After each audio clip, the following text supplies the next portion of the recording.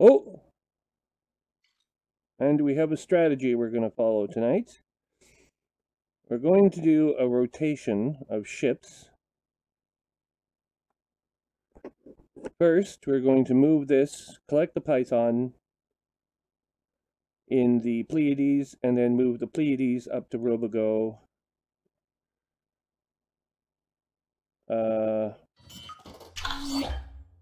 Once we have the new engine, which should be available somewhere nearby the Pleiades.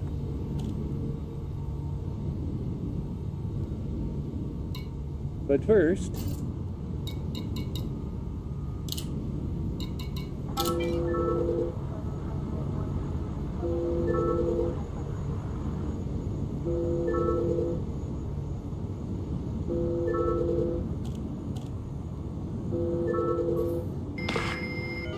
barely let me get locked on even. Here, chickie, chickie, chickie, chickie. What are you doing about a chickie? Oh, I was watching the Swedish Chef, and he was like after the hen. He's always trying to kill the hen. Kind of like Wile E. Coyote, always after the Roadrunner. Sort of, or Bugs Bunny or something. I could tell you many stories about Wile E. Coyote and how crazy he is. Yeah, you never learn. You never buy any Acme products because they all suck. They all come from China. They're all the time. Well, it's not so much the Acme products as he doesn't really know what the hell he's doing, and he gets himself blown up all the time. So. That's because it's Chinese built. Or flat.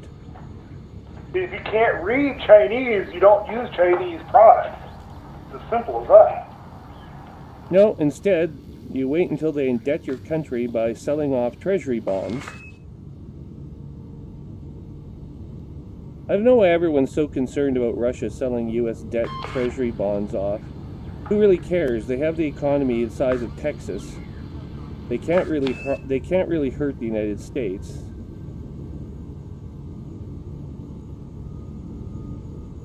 Anyway. Oh no. Now my goggles are fogging up and I can't see anything again.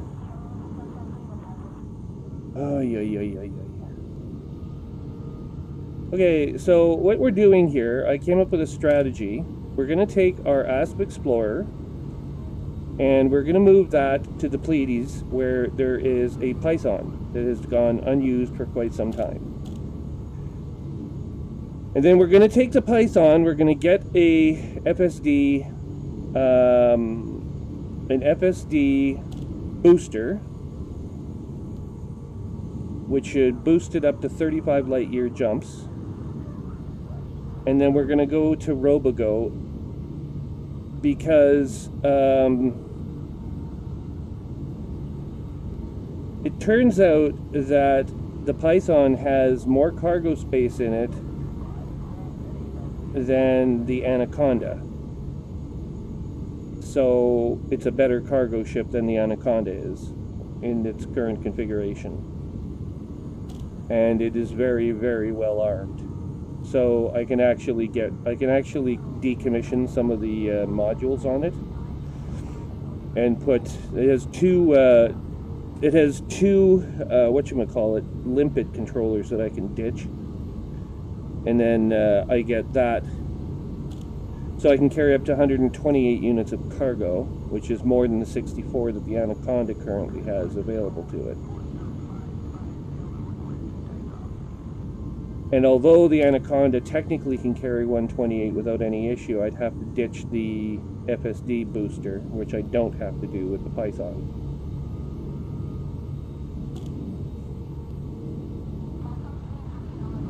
And if I ditch the FSD booster, I get more jump distance with the Python again. So that's the strategy. And it won't take very long for us to get to the Pleiades in the refurbished Anaconda, which now jumps very close to 40 light years. In fact, it jumps 38 light years after last night's upgrades. Oh, you want to hear something funny? What? My little Eagle jumps 39.99 light years. Well, that's believable. It's lighter weight. It took a bit of re-engineering and reworking. Give me a second. Fires out in the Rovigo neighborhood.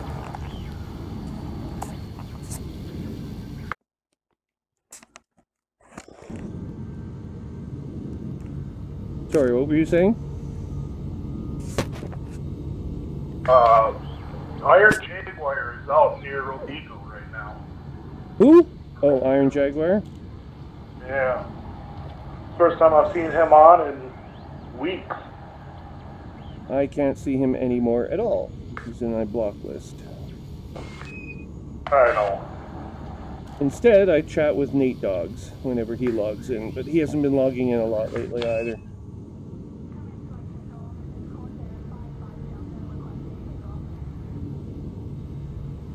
Okay, so now we have to plot our course. Commander Donald J. Trump. What a fucking name. There you go. And he's bragging about being stinking rich. Well, who do we know that does that? Oh, wait.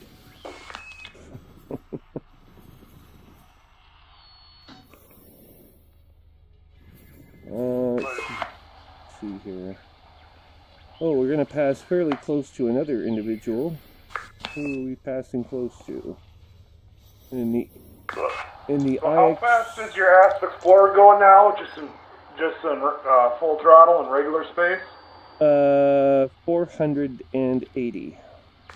That's when you're boosting. Yes, maximum speed. In regular space, it does 410, I think, or something like that. Maybe 390. I can't remember. It's pretty close. I'd say in probably the high 300s. It's full throttle. It's close to 400 though. That's all I remember about it.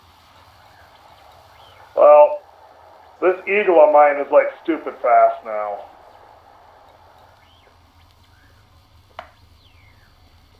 I cruise at 515 meters per second. Neat. I boost at like 680. That's pretty good. But I think, I mean, getting this Asp Explorer up to 40 light years, or pretty darn close to 40 light years, I mean, that's about as good as I'm going to get it, shy of dumping something. There's nothing else to give on this space frame, unless I take it back to light alloys. This really, for what you're doing, might not be a bad idea if you just want the jump range. Maybe I'll think... Save the military composites or whatever you got in there, but... Well, I can... It's one of those things. Just use it. You'll figure out if you like it in that configuration or not. Yeah, I just don't like... I feel naked traveling, you know. I know... Where are you at now? There's gonna be some shithead is gonna come out there and he's gonna fucking...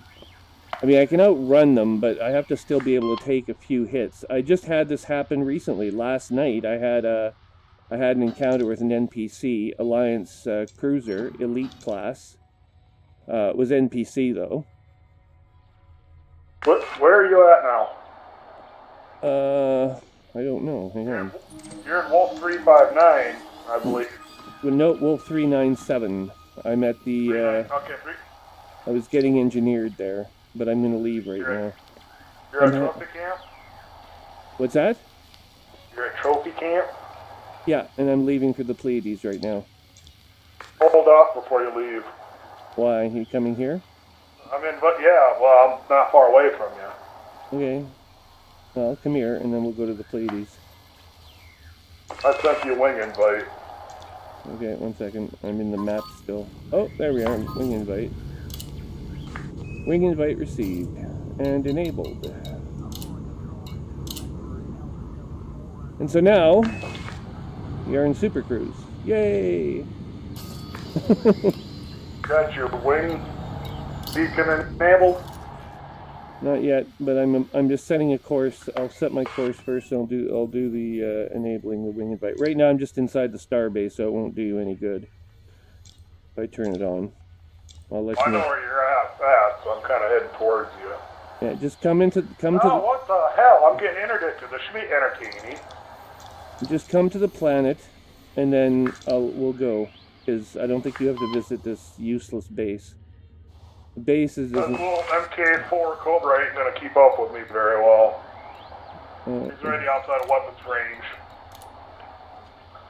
Okay, so the Hydes sector.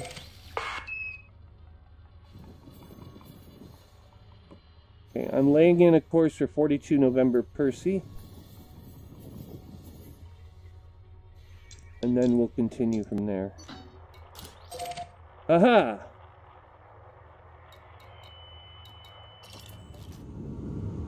What?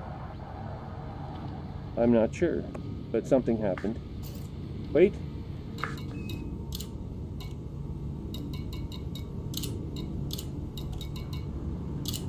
Slow down! Wing beacon enabled. Okay, I'm leaving the planet's surface now. And then I'll sit around here and wait for you.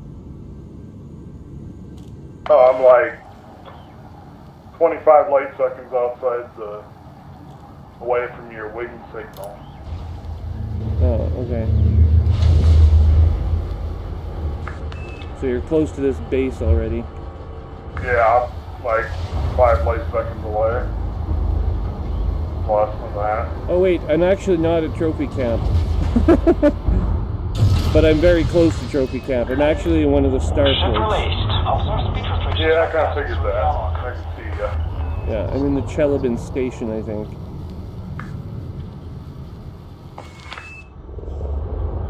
Yeah, I'm like 3 light seconds out. And we're coming out through the space doors. You'll have to let me drop in there. It's kind of funny. See if you can, how fast you can go. What ship are you in now? I'm in the Asp Explorer. You want to have a little race? Yeah. 0.31 light seconds, 0.23, 0.17, 0.13, 27,000 kilometers, 20,000, 14,000. All clear. Safe journey, Commander. I'm outside station firing zone. Stand by. I don't want you shooting at me and then getting yourself into trouble again. I have no weapons on the ship right now. No, shit! You just flew right by me. Holy fucking Christ. I'm at half throttle. Okay, there we are.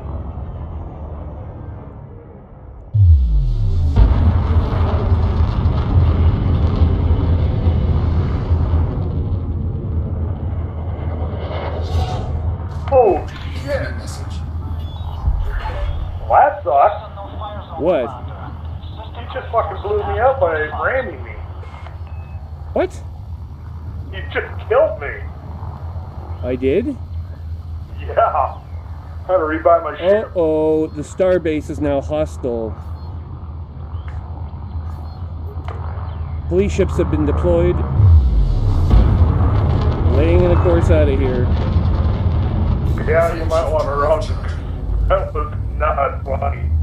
Needless to say, this ship is super cute. I'm being fired upon. Jumping. I've jumped out of range. 98,000 credit rebuy. How the fuck did I do that? I don't know. I was banking up, and I don't know. You must at the last second nosed up or something. I don't know what the hell. I wasn't even inside the firing range of the. No, your ship and my ship collided. But I didn't take a shield hit. I did. I'm dead. I blew it up, and it basically told me killed by Commander Trium. Oh, come on. That doesn't make any sense. I have no shields on this ship. Well, I got a shield, but it's like a rank 1 shield, piece of shit.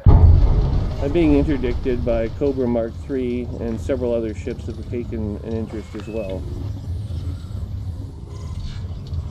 Not a good sign.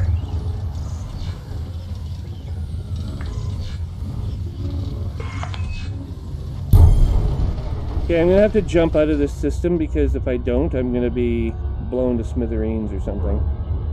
Yeah. And I'm not coming back to the system for a while, so there's no reason for me. I'm gonna go ahead and jump to 39 Leonis. Stand by. Frameshift drive charging.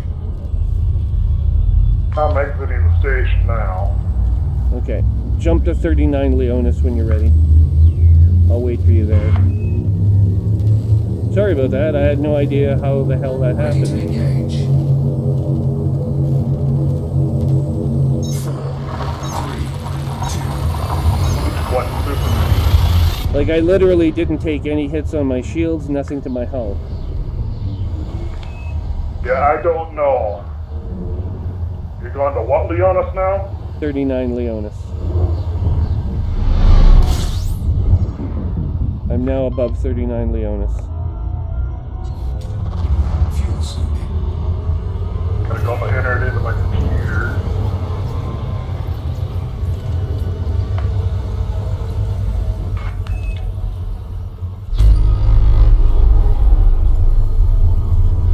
Fuel scoop disengaged.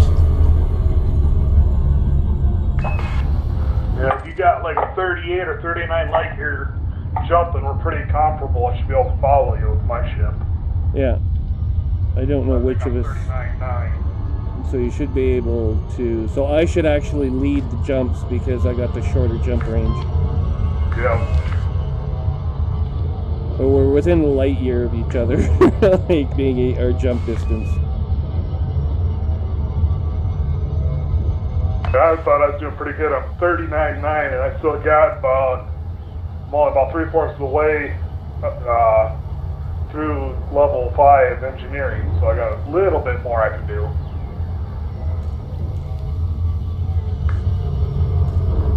Got a fuel scoop all the time since I got like a 2-ton fuel tank on the ship.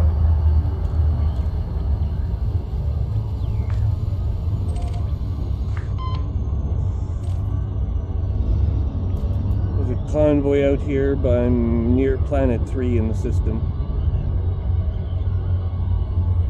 Well, if you get interdicted, there's nothing I'm going to be able to do with this ship to help you out. Why? What? It looked like a crate. If I'm in the Imperial Eagle. Fuck, man. That's bizarre that I was able to just like blast your ship to nothing. Planet 3 is a habitable world, so it's useless. There's a distress call here. Threat level 2. Do you want me to take it? No, we can't really. Drop in there, but there's nothing I can do except for be all kamikaze and kill myself. Yeah, you're in unlimited weapons. Never mind. I'm not gonna make you a target. Okay. I think what I should do at this juncture is go sublight or come out of jump space, and then you can join me in... I'm like 400 light seconds behind you. I know, I don't want to crash into you again, so... Here, I'll come out of jump space.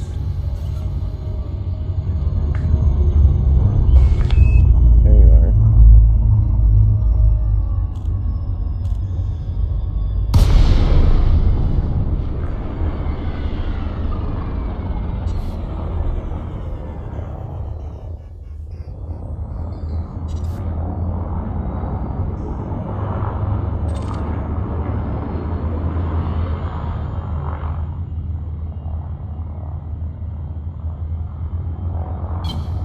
Flight assist off. About 1 light second out. There you go.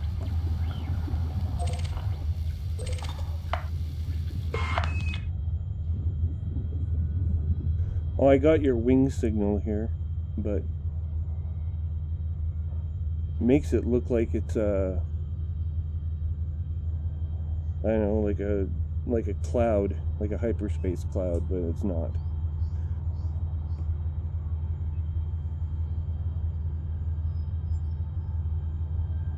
$3,000 kilometers in closing. 2,500. There you go. I have never seen anyone collide in jump space before. That is just fucking weird. No, we're outside the station. You weren't in jump space yet. We're still. Oh, that's true. Yeah. But what's also weird. Yeah. What's also weird about that is that you came out of jump space and then hit me. And the space station ruled that that was a no-no, and now I have notoriety. Ah, shit. And you lost the ship. I mean, it doesn't make any fucking sense. Well, luckily it's only 300,000 credits. I'm pretty sure I can earn that back. It's easy. Yeah, I mean, it's not that much. Damn, I'm doing like 408 meters a second. You seem to be going kind of slow here. Well, I'm maxed out now at 351.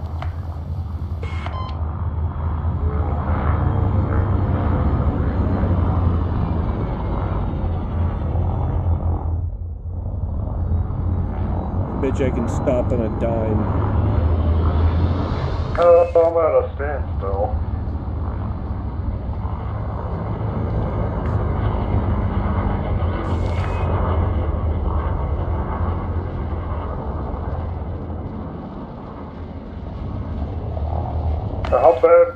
How badly do you want to test out your ability to maneuver? Hang on.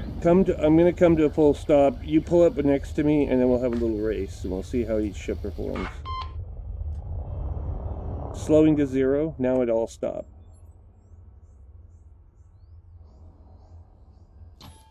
There we go. I'm just going to go over here. Where are you going? Oh, beside you, as long as you don't move. I'm not moving. I have my camera out, but I'm not moving. Fine. I'm looking at you with my camera. Pretty ship, isn't it? It's very pretty. And it has a lovely red engine. And here you come. Okay, so the start point should be pretty much nose. Your nose should be at the same sort of latitude as mine. Give me a minute, I'm trying to get closer without hitting you. Well, at these speeds, you can actually risk hitting me a little bit. Not too hard, but you're not going to kill me. You're going to kill yourself, actually, before you kill me. There we go. Okay, let me just have a look with the camera. I can see you right next to me. Yeah, I'm having a look at your ship with the camera. Oh, I can see you in the cockpit. There you go. This is for later. When you look at the video, you can see yourself in the... There you are, you got the little red hair and everything on. What a pretty ship. Okay, your nose is a little bit behind mine, I think. Whoops.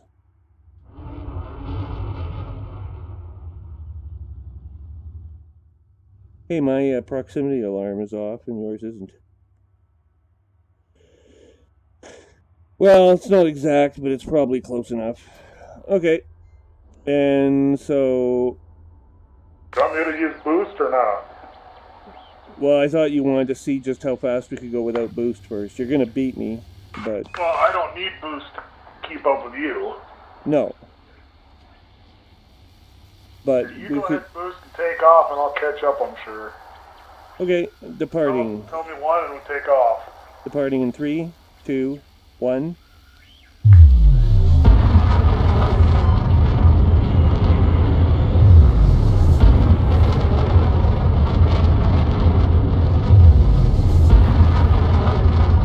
I'm catching on you now.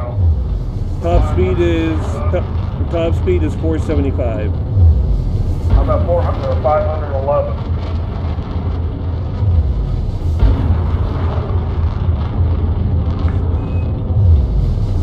If you look up, I'm going to be passing you pretty quick.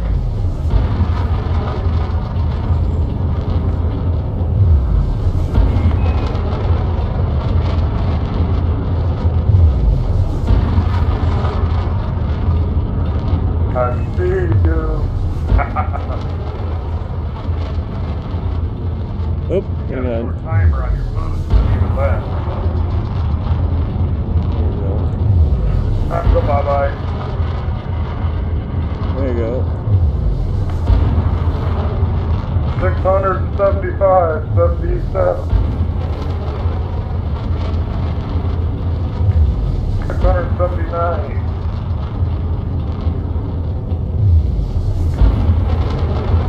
I'm on a weapons range. Yeah, that's it.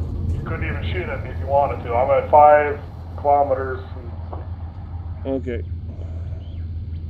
Shall I proceed to the next target? I'm gonna spin around now. Okay, I'm gonna go into hyperspace. Oh, I can cruise at 290 meters per second in full reverse. Holy shit. Yeah. Okay, engaging FSD. We're leaving for the LFT 596 system. Frameshift drive charging. 576. LFT 576, 35.3 light years.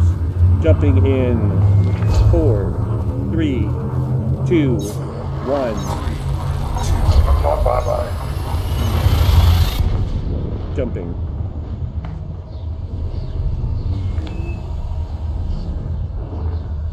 Well, you can lock onto me as well. You can use your nav lock and you can just follow me around. Well, all I gotta do is, I hit one button and it targets you. I hit another button and targets your target. So. Oh, okay. What button targets my target? I do not know. You'd have to hotkey it. Fuel scoop disengaged. Frameshift I drive have to charging. scoop at every star. Oh, do you? I might be able to get 2. That would. Might be able to hit 2. Yeah, that's gonna slow you down because I don't have to. Get sector W0-81. Yeah. Jump complete. Jump in progress. I'm charging right now. I'll be jumping in a second. So. Okay. I'll have to wait in every system for you to arrive. I think. Yeah. Well, give me Fuel scooping. about 30 seconds. I can usually refill enough to get there. Basically, a 35 to 38 light year jump takes just shy of half a tank, so I can theoretically do 2 jumps. Frameshift As long as drive I can charging. fuel, I'm good. Yep. I'm scooping now. System scan complete. Jumping in 4, 3, 2, 1. Jump.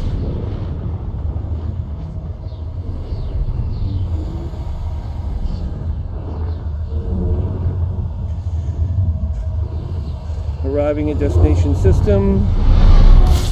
Jump deactivated. Careful with the heat. No, I haven't even jumped out of the Fuel scooping. last system. There's still a system behind you. Well, that's okay. I'm refueling at the star. May as well while I'm waiting for you.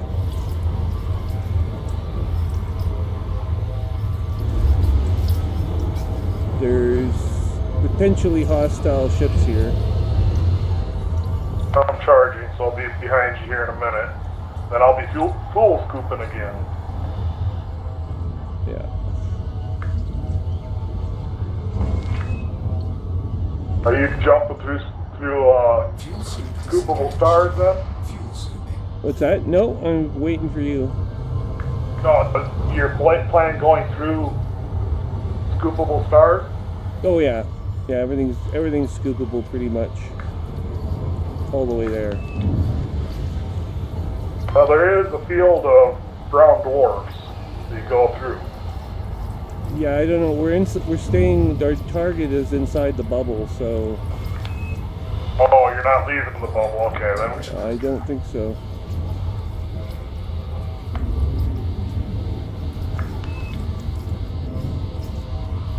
Now at 90% heat.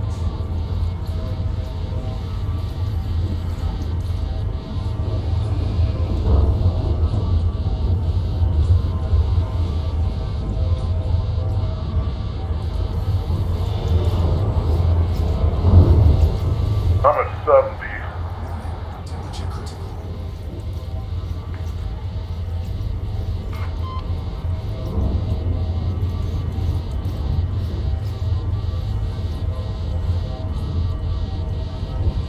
Where are we going now? We're going to Our next target? I don't know. Hang on.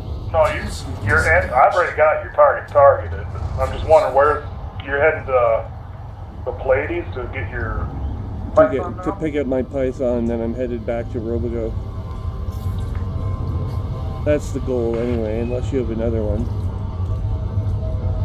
Not particularly. Okay, we're going to the Hyades sector next. I think we should be good. Red Dwarf should be able to field scoop Frameshift that one. drive charging.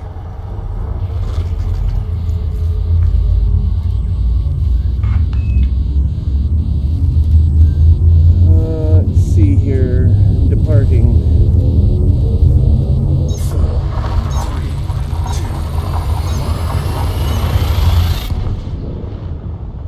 1. So I've been screwing around on Inara. I made an account and everything on there. Oh, did you? Yep. You should be able to find it. I've been screwing around a little bit.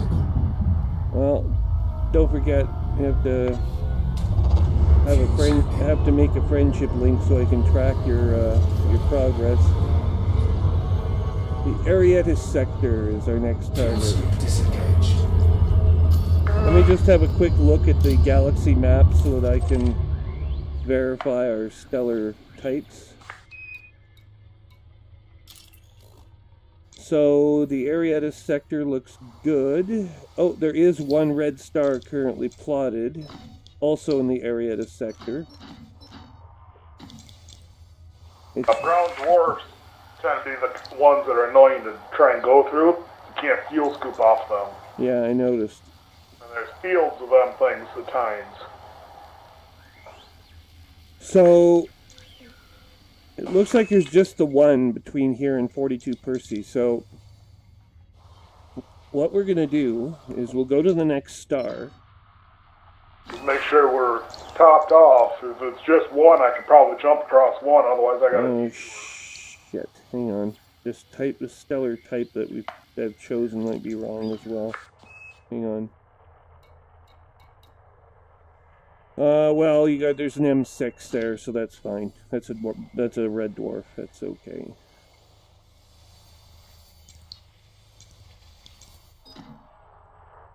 And this one is a T Towery. Sorry, we're currently scheduled after the next star. Not the one that we're going to, but the one after it. There's a T Towery, so I'll have to replot.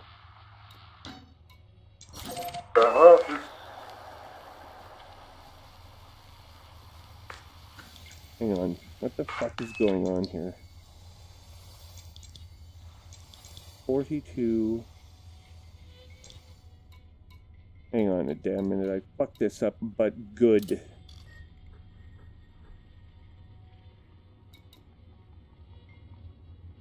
Now Inara finally updated my ship list. Shit. 42 No, I and... didn't. That one's... No, I haven't renamed that one. Okay, we're headed once again for 42 and Percy. Through the Hyades sector, and what do we got here? Allegiance.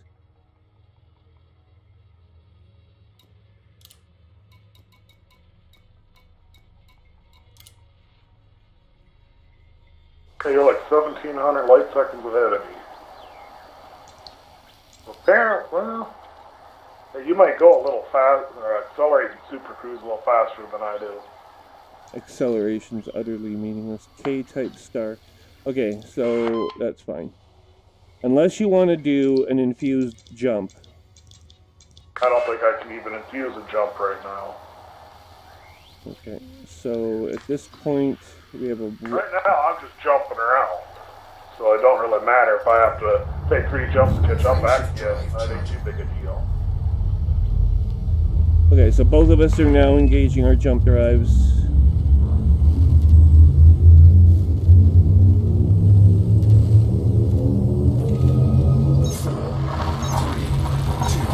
I bought another crate. What's that? I bought another crate.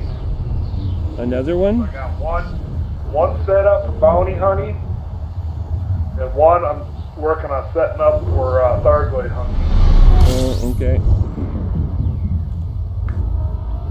Yeah, having 2 battleships is a really good idea. As soon as I can afford a second ship, that's exactly what I intend to do. Disengaged.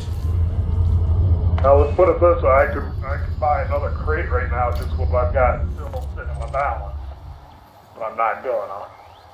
I've got like three Viper or 3 Eagle MK2s, a Viper MK4, an Imperial Eagle, 2 crates, an Anaconda, an Imperial Cutter. I have 11 ships right now. Most of them are still sitting dry dock at Shinrarta Desra. That's an L. Fuck, look at all these L stars here. Holy shit.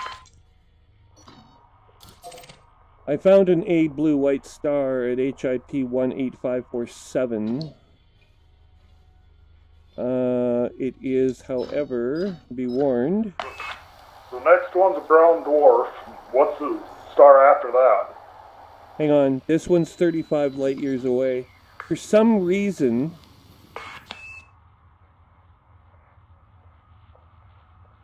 Hang on, this isn't right. Hang on.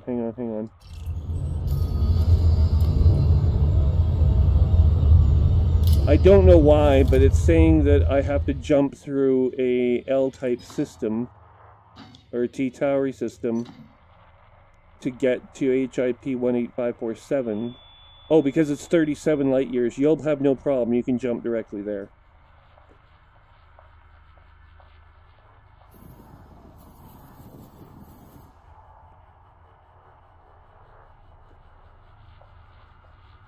And even if you can't, it's only 1 light year after the other one.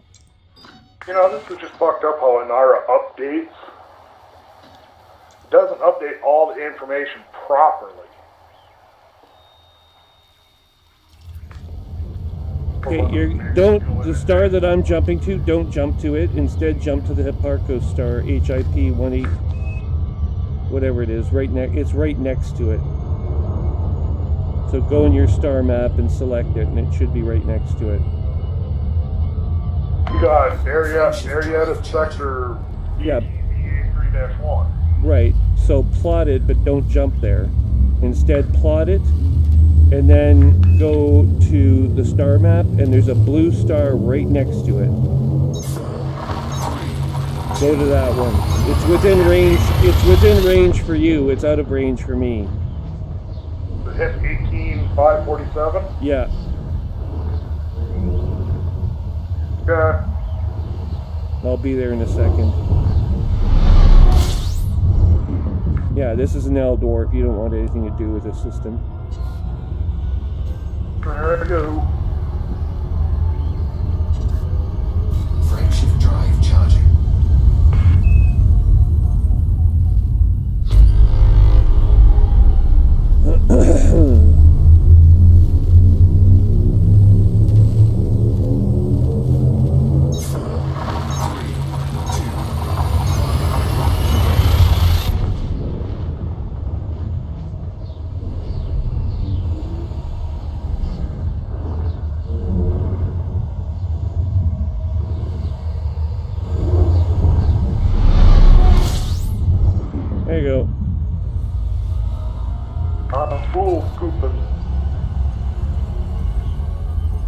37 new objects in the system.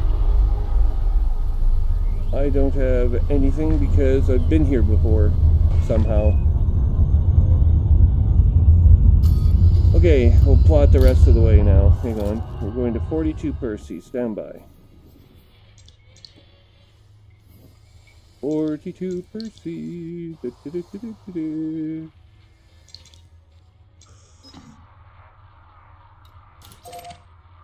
Yeah. So this one is a red dwarf. The next one should be a red dwarf as well. Yeah. So we got 2 red dwarfs, and then we have our target, which is 42 Percy, a blue sun. Red dwarf we can scoop from, so. What's that? Red dwarf we can scoop from. Yeah, I know. I know my stellar phenomena really well. I'm starting to learn the ones I can scoop from.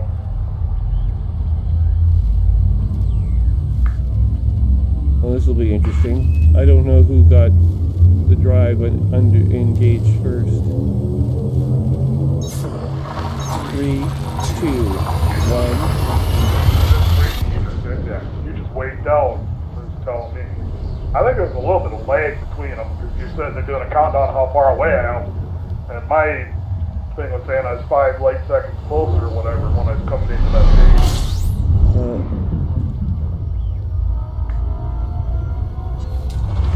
Fuel scooping. Haven't had to use a heat sink yet. Neither have I. I gotta be careful because these eagles are so damn delicate when it comes to heat. Usually the main thing to fuck you up. Yeah. Blow yourself up just trying to shoot a damn railgun out of these. 8 new objects in this system.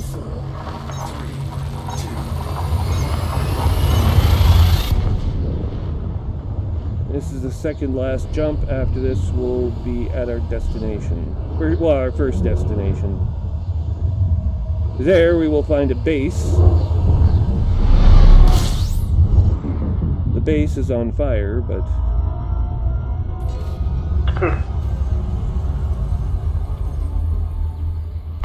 Charging now. No, there's nothing in this system. Base is completely gone. Oh, there are Thargoids in the area. Be warned. I better be able to run fast then. That really sucks. I get blown up, I go back about 200 light years back or something.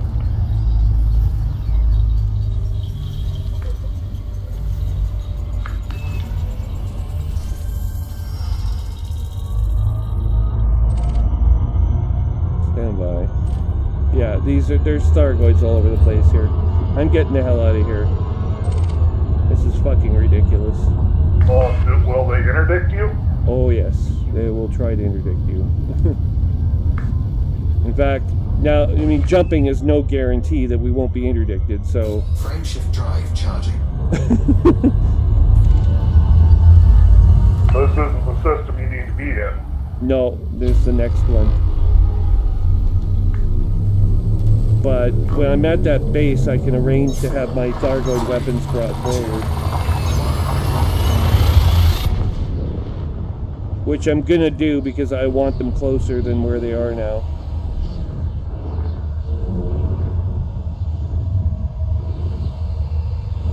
Right now, all I could do is sit there and let this and think nice thoughts while it scans me because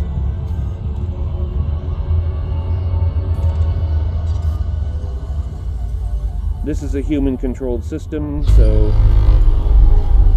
of course it doesn't mean you won't find Thargoids here. It just means you might find hostile people if they decide they want to be Yeah. power play hunting. There's a convoy here. Hang on. We'll go to Bennington's Rest, locking in destination, and proceeding on course. To Bennington's Rest is near the star. 22 light seconds away. 14, 13.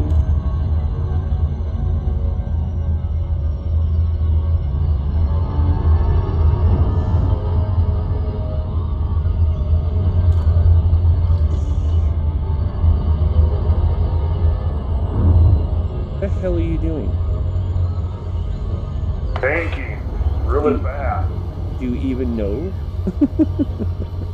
I'm trying to slow down because I was orbiting the sun, fuel scooping. Oh. Okay, we're 27,000 kilometers away now. 15,000.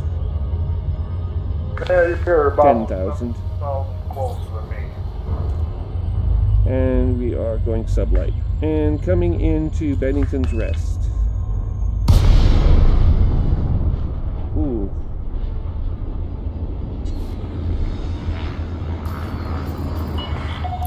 Lincoln Tango, Romeo, India. This is Flight Operations Department. Please comply with established docking procedures, Commander. Request approved. Cleared for landing on docking bay 37. Starport is under repair.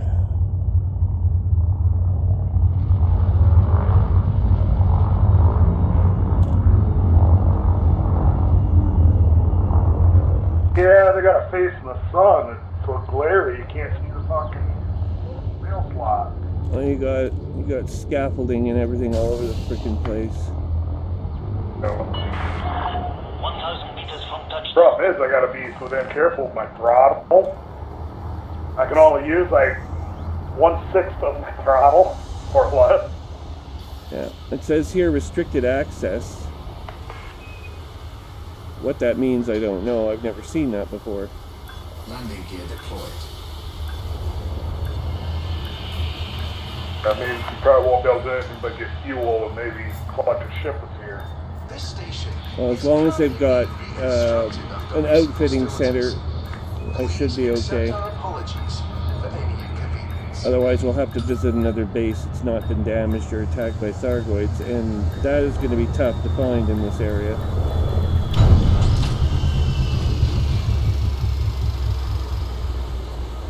As long as I can let land here. Welcome, Commander. Bennington's Rest, welcome to. We've got outfitting, that's good news. Entering the hangar. Any damages incurred to persons. We have a number of systems still offline. No missions available. Repairs are underway. Take your remlock everywhere. Parts of the station are uninhabitable.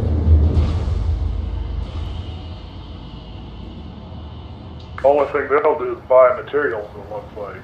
Well, it says here you have to wear your spacesuit while you're on board the port because the atmosphere at any second could just disappear on you. So, Is that why this dude here, Superintendent Eugenio Marcius? well, I think he's been turned in. I think he's been turned into a zombie somehow. Yeah, that's what it looks like.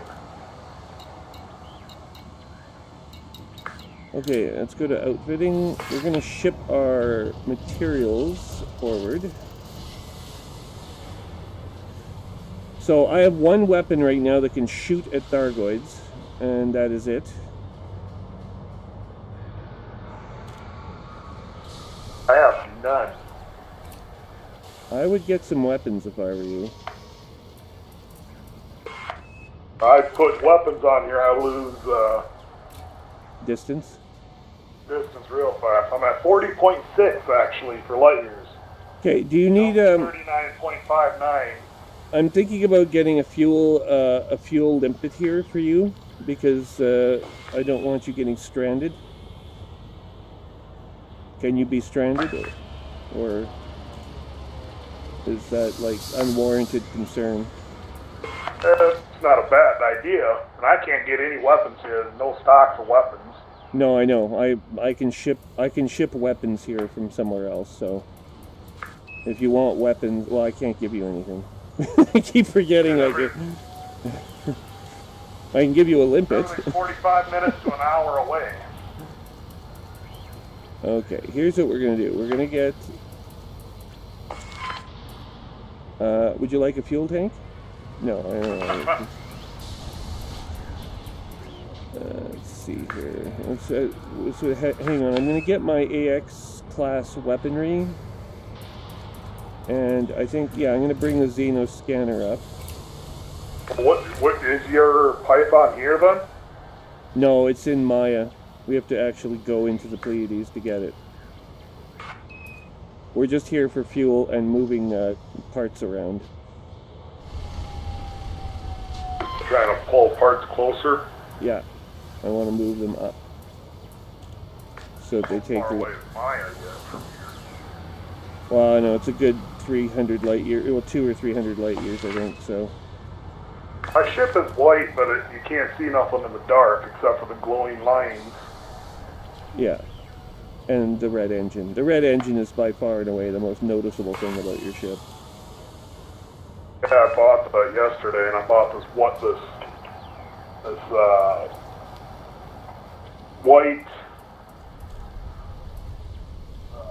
paint job. Here, let's give you a flak cannon. Maybe not. Okay, so here are some multi-cannons. We'll transfer the anti-Xeno multi-cannons to the station. They are only class 2s. The beam laser is a class 2 Echo. Yeah, we're gonna bring that up too. And we'll bring up the missile racks, because my missiles right now are anti-human missiles, and they're useless against the Thargoids. 125 light years to Maya. And shit, the fuel scoop happens to be class 5.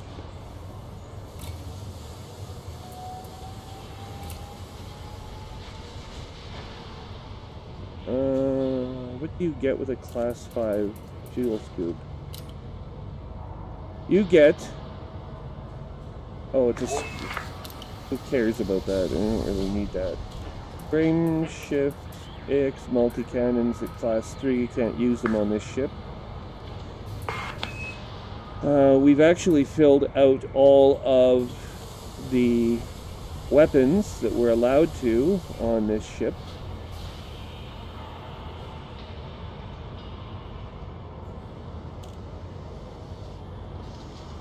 But Beagle's 244 light years.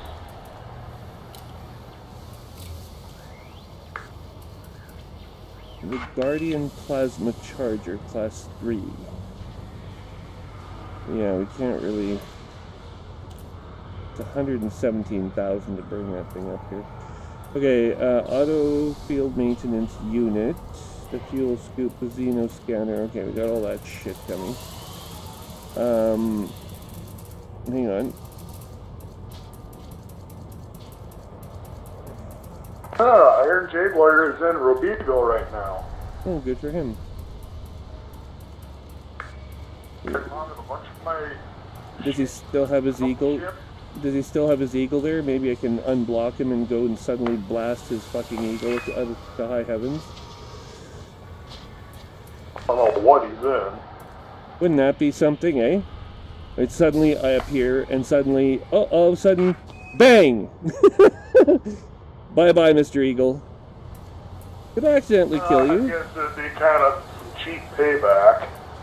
Well, it was cheap what he did to me in the first place, so, yeah, cheap payback is probably warranted. Then he could be friends again. No, it really couldn't. I'm really not interested. There's no reason for me to be friends with him. What for? So I could... Instead of flying all the way. So Maya, I might head towards Robigo. well, that's what I'm doing after I hit Maya. I'm going to Robigo. Yeah. Yeah. Well, Maya's kind of the other way, though. Well, temporarily. Hang on a second. Decontamination limpet. Hang on. Oh. Oh. Yeah, we're gonna have to get the contamination limpet because those fucking Thargoids, they shoot that shit at you. That green shit. It lands on your hull and then you're screwed. Delta flyers on. Heat sink, chaff, hatch breaker limpet. Okay, the only limpet type I don't have happens to be the fuel limpet. So we're gonna go back here for a second. Oh, I can carry 134 cargo now. Every time I log in, I get one more cargo spot. I think I was at 137 yesterday. What? I think I was at like 137 yesterday. And what are you now? Don't know, I'd have to look. I'm in the map, looking at shit. Okay, hold on. Northern module, I've got 120 out of 140.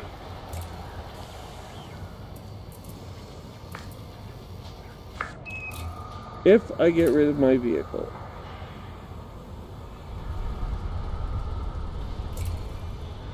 Well, workshop. They'll actually let you work on your shit here when they got nothing else? Hey, you can't actually buy anything here. This is stupid.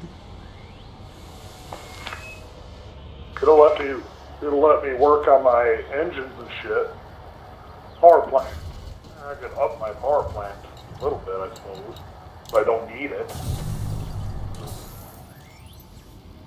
Yeah, I can't do anything. I've just finished engineering, so. Okay, I'm ready, I think, to move on. I have to pick a target. Just give me a moment. I have to pick a target where we're going next. Okay, so we're at this star, and now we want to go over to this other one in this nebula.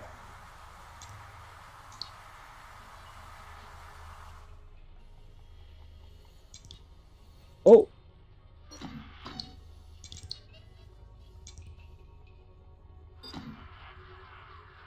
Maya's only 124 light years. That's not that far. That's only a few jumps. So the next nearest place with... Hang on. I need to get a base. I'm gonna launch and go fly around outside the station. Okay, I'll be right there. I'm just picking targets right now. Pick the one with the biggest booger. The next Phone nearest services available. Systems offline. station. We may as well just go straight to Maya because the next nearest stations are right next to the... Right next door to Maya. Well, no, there's one, actually, Light years or some stupid shit. there's another one here, HIP 16813, that is, well, it's a little off the beaten path, though. That's the problem. Like, we need a station that isn't damaged. The target station I've selected is only 3 jumps, but may as well just go to Maya. Fuck it. Search and rescue patrol. Actually, Maya's not where we're going. You know where we're going? Did she tell me? We're going to HRW, Pleiades Sector HRW Delta 1-79. That's where my Python is located.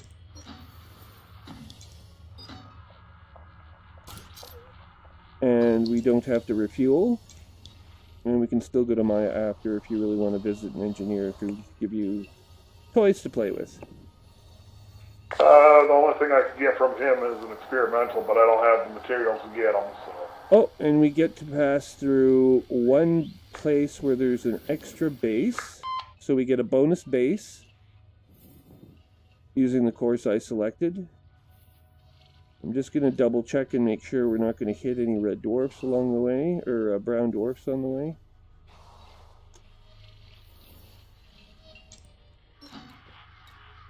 We We have a red... only have to jump one red dwarf, I'll be fine, but 2, I don't think I can do.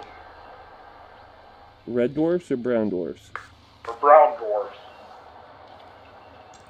Because I use just shy of half a tank per jump if I'm maxed out. Yeah, we don't hit any brown dwarfs, no T-towers, no bullshit stars. You can refuel at all the stars we're going through. Okay. Okay, so we don't need the fuel thing. And launching.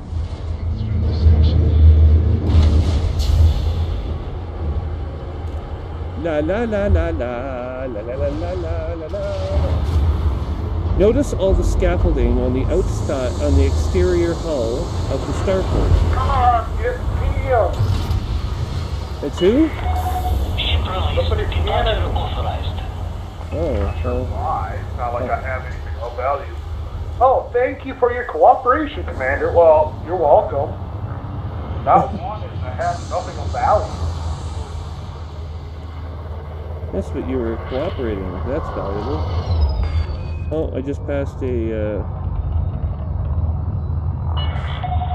Make way for oncoming traffic. Give priority to larger vessels.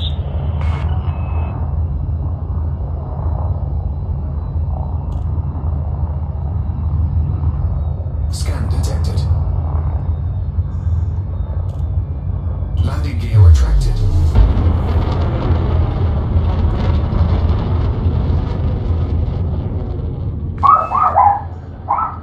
The dog! Frameshift drive charging. Where are you jumping All to? clear. Flight control out. Pleiades Sector, Victor Kilo November, Bravo 7-4. 35.3 light years. Engines engaging. 4, 3, 2, 1. Jump.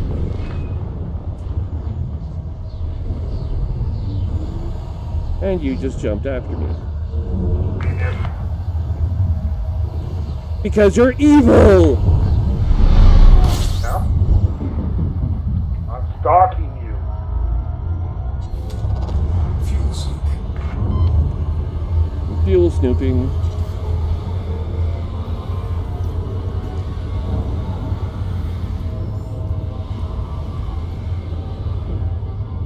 Fuel sweep disengaged.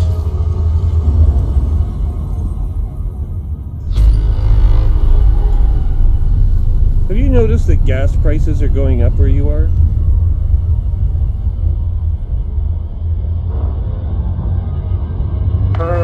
Don't know, I burn. I use ethanol.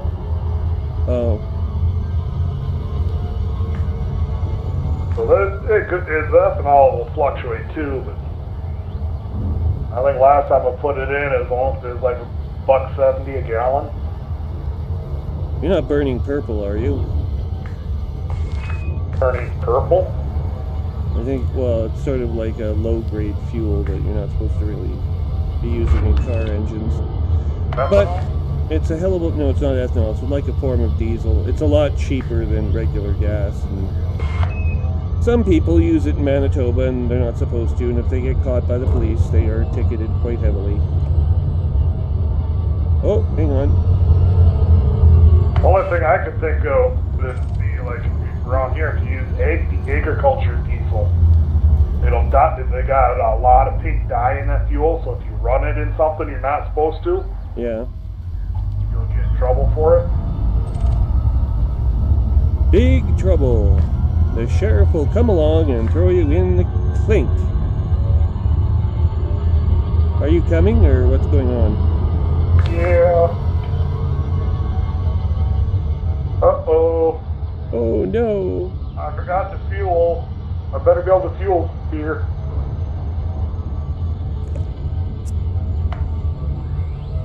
Okay, I'm gonna go scan a planet.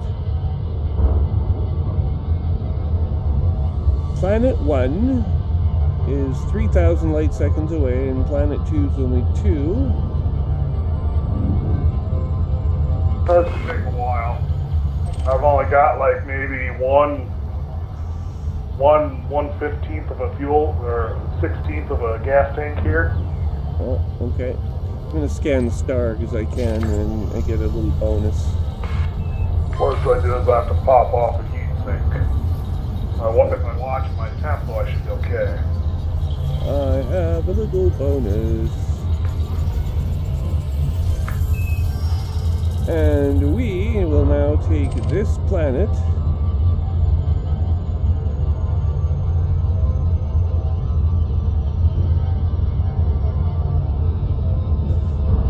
Oh, dear God.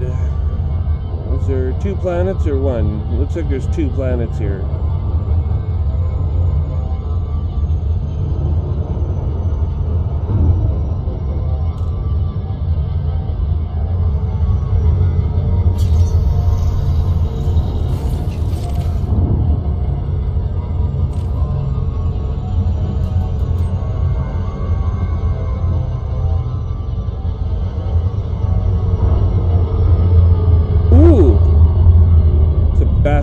Class Thargoid interceptor.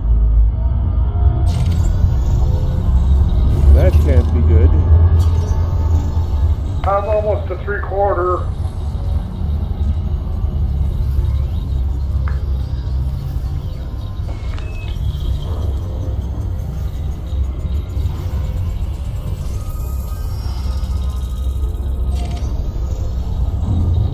And here we have a world that has an atmosphere. Thargoids are probably living there. Probably. Oh, an ammonia planet. How nice. And sure enough, I'm definitely living on that planet. yeah. Oh, we have a degraded emissions. I can go in here and collect some garbage. I'm gonna go in here and salvage some crap. Just because I can. La la la la la. Why am I targeted? I have a feeling I'm heading somewhere other than where you're headed. I'm heading to the colonial sector. That's a bad idea. Why don't you look at the map and see where I am? Apparently I was heading somewhere. Oh shit! I accidentally clicked on it for Rubigo. When I was sticking out of the map earlier. Oh, well, that wasn't good. Oh. Now what?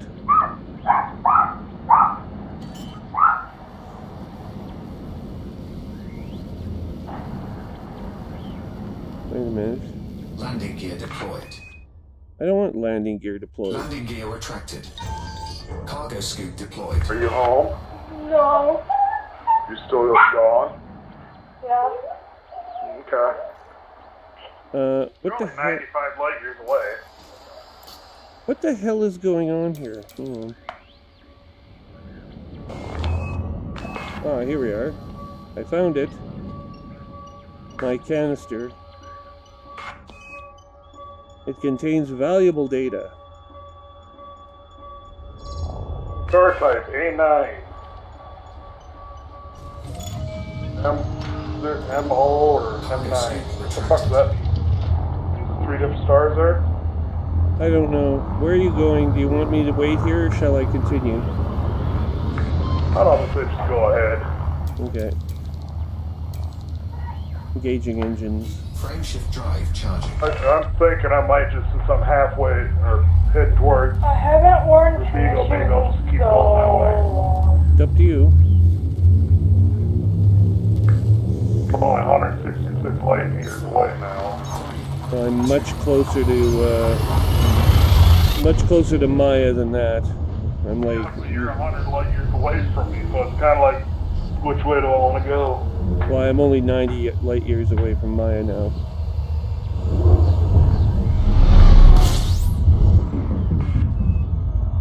I have to pinch my chin. Yeah. Fuel sweeping. What are you going to make me for supper? Good. Go make me some food. What kind of food? Food, stuff I can eat. Fuel scoop disengaged. Go out in the freezer and get a package of venison stew meat or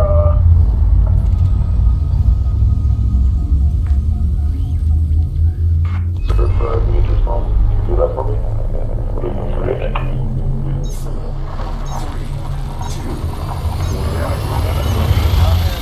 Regular meat.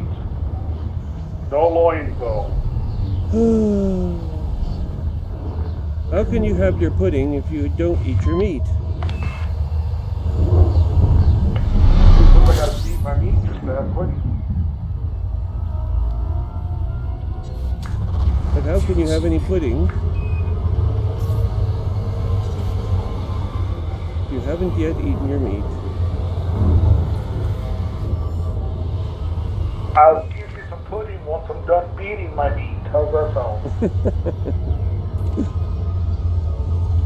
Fuel scoop disengaged. Planetary scan complete. Jumping to Friendship Pleiades drive sector. charging. We are arriving at target now. 23 light years.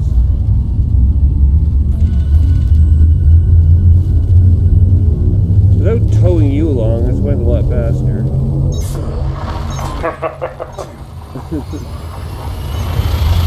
My god, there are Sargoids everywhere here, though. Holy shit. Probably a good thing I'm not there. Jesus Christ. Shooting at him without a weapon. Well, it's not like I'm gonna fight a Sargoid interceptor on my own in an Asp Explorer. That would be like suicide. What the hell? If you could actually defeat it, I think you'd have a whole new outlook on life. Fuel scoop Yeah. disengaged. There's a starship. There's a ship here, the Penitent.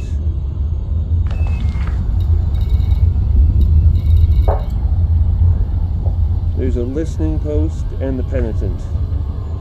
The Penitent is probably a prison ship. Yeah, it is. I've So- been there, all the way from Robigo. I don't Where you get sent. I don't know that there's much of use at the Penitent, but we'll have a quick peek. Oh, shit.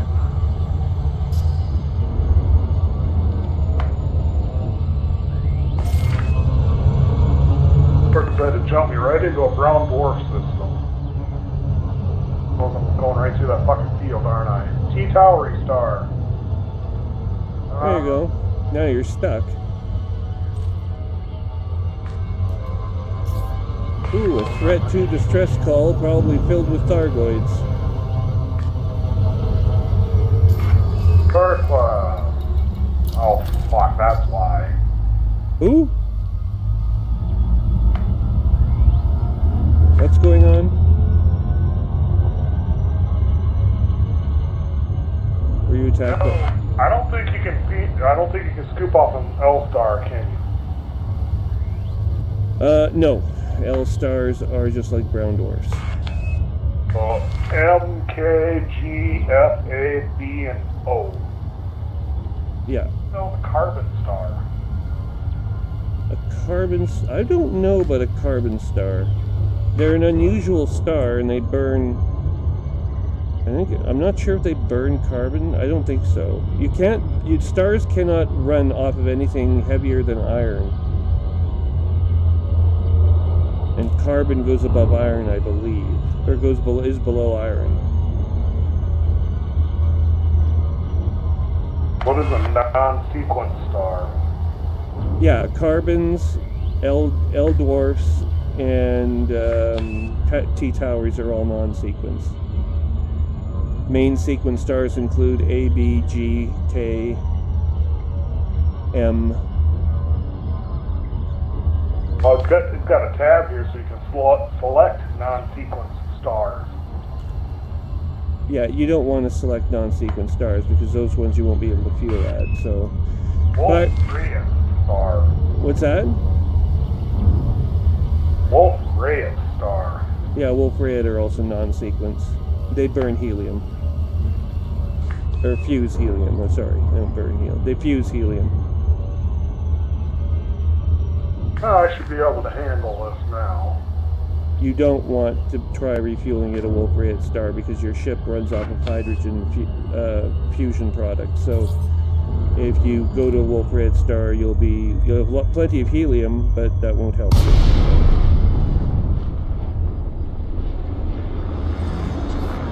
Yeah, now I've got this what's actually doing its way it's supposed to. Please comply with flight procedures. We're approaching the Penitent and requesting dock. You get clearance. Go to your designated landing zone. It's stupid. Why did they fucking do what it's supposed to fucking do? Oh look, I can see all the prisoners in their stupid little cells. Can you? Well, I can see something in there. They have windows. You know what would be really, really cool is if you saw movement inside the windows.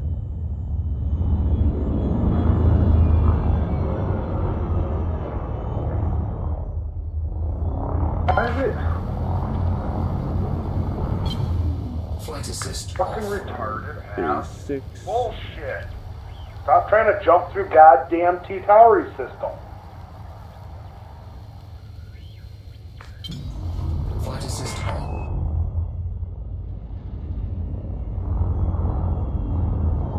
That's okay. I can just fuel there. What the fuck?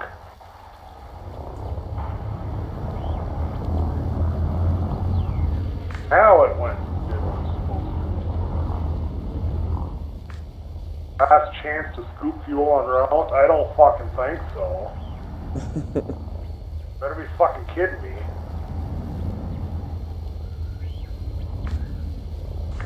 That's like those signs in the road when you hit like the last gas station for like 100 kilometers. They warn you.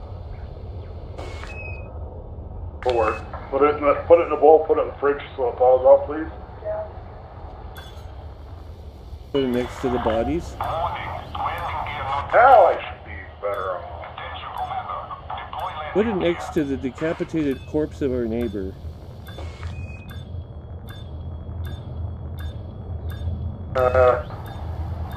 We boned them out and tossed the bones out. All we got left is meat. How can you have any pudding if you don't decapitate your neighbor and eat the meat? Just beat the neighbor. But well tenderized, and then you can eat them. Landing gear deployed. We are on board the Penitent.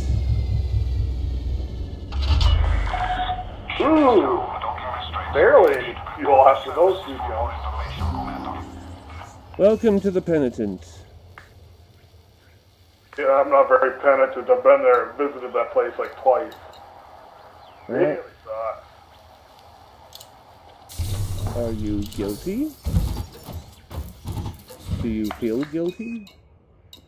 I don't know, I shot my guns at a ship when I shouldn't have. So you were Kind of fun. You probably didn't feel very guilty then. I thought it was hilarious. Okay. It allowed me to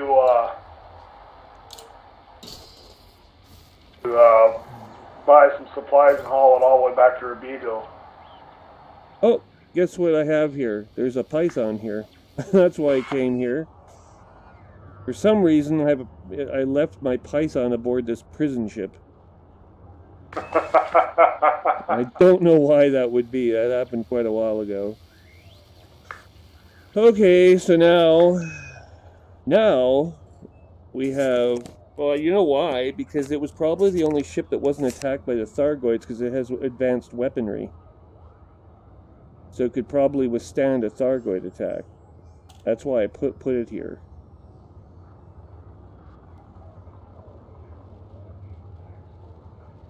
Thargoids probably weren't too concerned about a ship full of prisoners anyway. Well, I don't know. Tactical advantage to that. Actually, the mission, one of the missions that Spike and I went on, was a prison located on a planetary surface, and the Thargoids had raided the prison and taken all the prisoners. So we, There's some weird creepy alien anal probing prisoner. Well, actually, I can't say it was the Thargoids, but it was an alien species. That's all we really know. They didn't identify them as Thargoids necessarily. They attacked from orbit first, bombarded the station, and then no one inside the prison seemed to know what was going on after that. So they were just kind of like, people just started disappearing. And eventually the last few guards froze to death because the life support system was taken out when they attacked on the ground, whoever they were. Probably Guardians. I don't know if it was the Guardians. I don't think so. The Guardians have not been spotted in uncounted millennia, so... Oh, they're somewhere in game.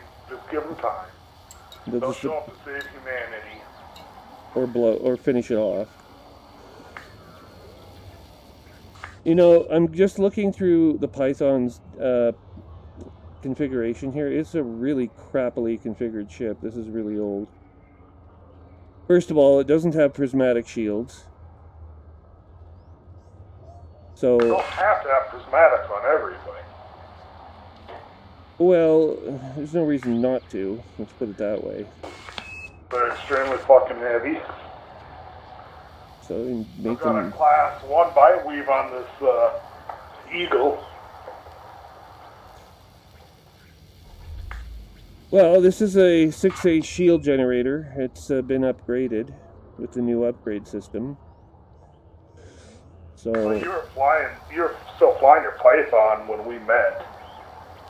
yeah, it's a nice ship. I mean, it's not a bad ship. It's just and it's got cargo space on it, which is why I'm getting it. But I had also just completely forgotten about it, and then I thought, I wonder what kind of cargo it has on it, and sure enough, it actually has a fairly generous supply of cargo. And one of the reasons I picked the Python was because it had more cargo on it. It was a good fighter trader ship, the trader side of things being room for cargo.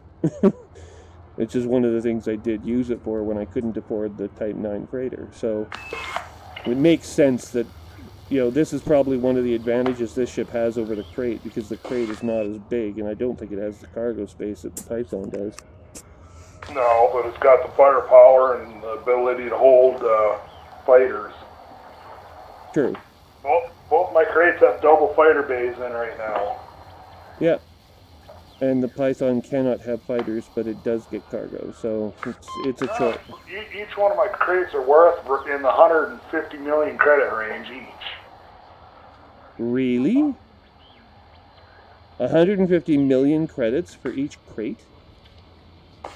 Yeah. I think this one's only worth 50. It's like 3 times less expensive. Well, it's all outfitted though. I've got roughly 115 million credits invested into it in modules and upgrades. Well, so do I. I mean, this one's been outfitted as well. It's in engineering upgrades. Except right now, I'm going to start adding to its value again, because the first thing I'm doing is I'm getting an FSD booster for it. So that'll immediately bump that up. But oh, wait a second. You're not talking about rebuy value. I was imagining rebuy value.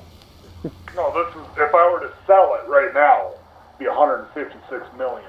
Yeah, I don't know what this would be. I think it would probably be that, in that same price range. In fact, it should transfer its value. Anaconda is worth 147 million.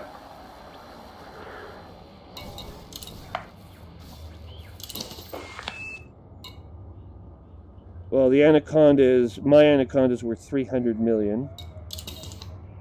If I go to the other one, the Python, where is the Python? Here, chickie, chickie, chickie, chickie.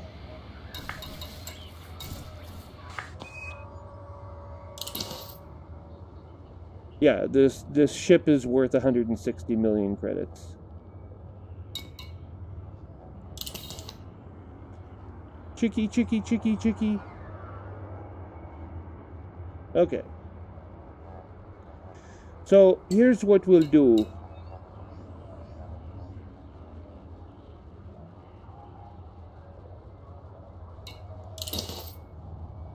So if this, Inara, how the hell do you register a ship ID and put a name on it? I'm about to do that right now, actually.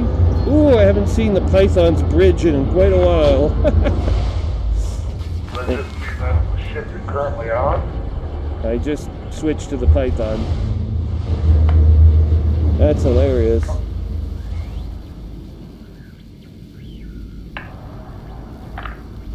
Okay, Starport Services. We have to go to Starport Services, and you go to Livery.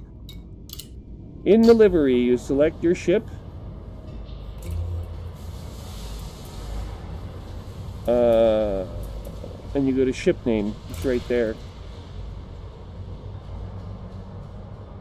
So my ships are all named, but on Inara for your basically your page with the biography, all that shit, you got role. It says any registered ship ID is blank for me. Registered ship name is blank.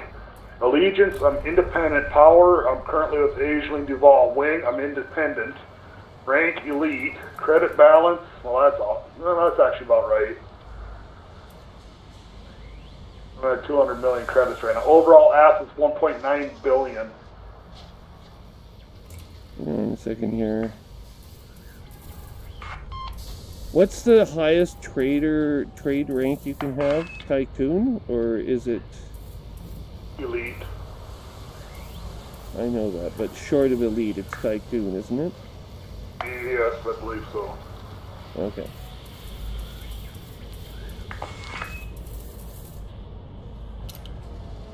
Credit biography means wants me to type a bunch of crap. I don't want to type crap.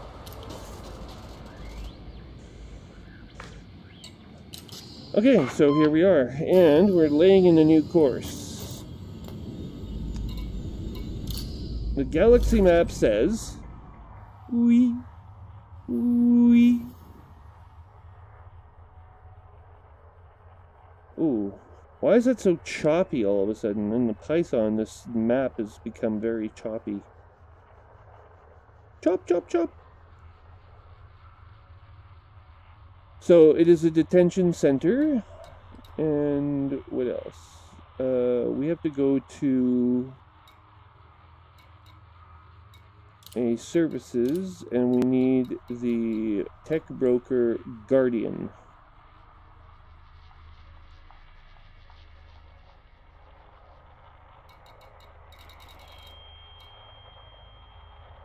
Let's go back here and zoom out.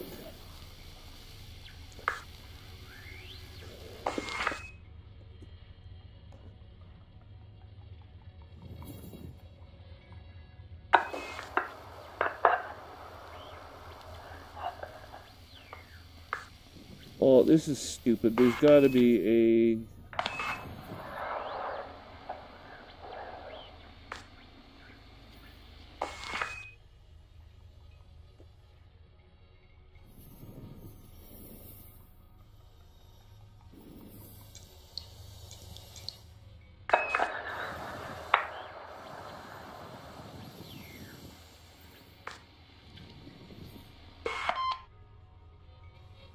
There's got to be a world here somewhere that offers... Okay, you know what? We're going to go to Inara. Give me a moment. We'll go to our Inara site.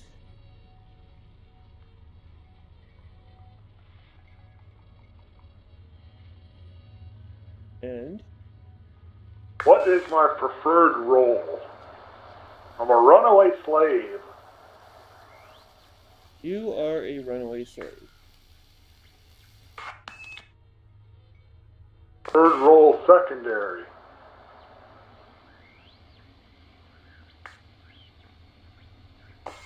Where's gynecologist?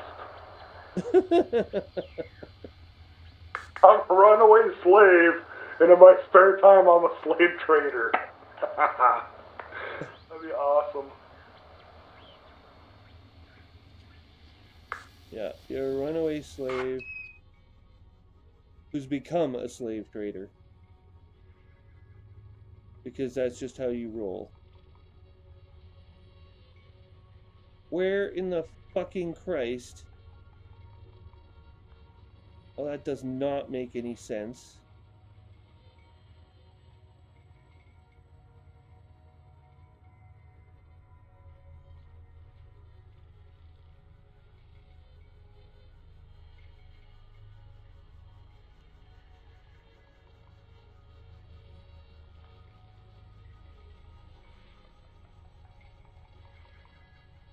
It still doesn't want to show a register ship for me on my main page thing here.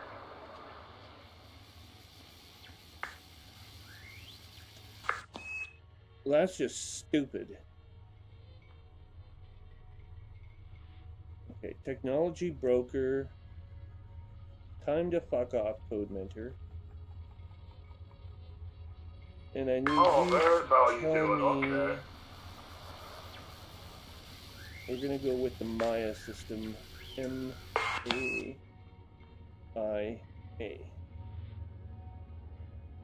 That's how you do that. Search. The nearest Guardian station is 258 light years away. The trade Why are you Guardian going to the tech. Guardian light?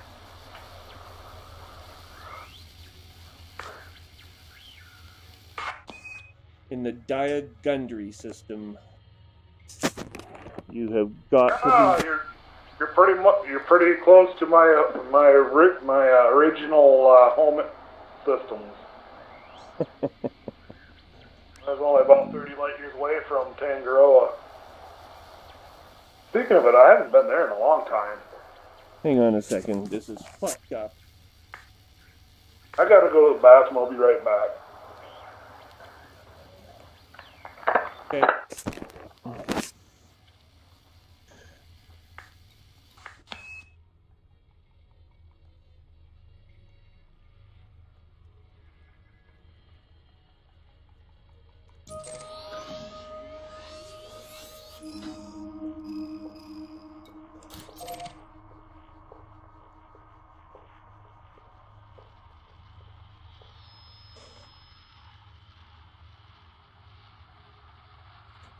Oh, you've got to be freaking kidding me.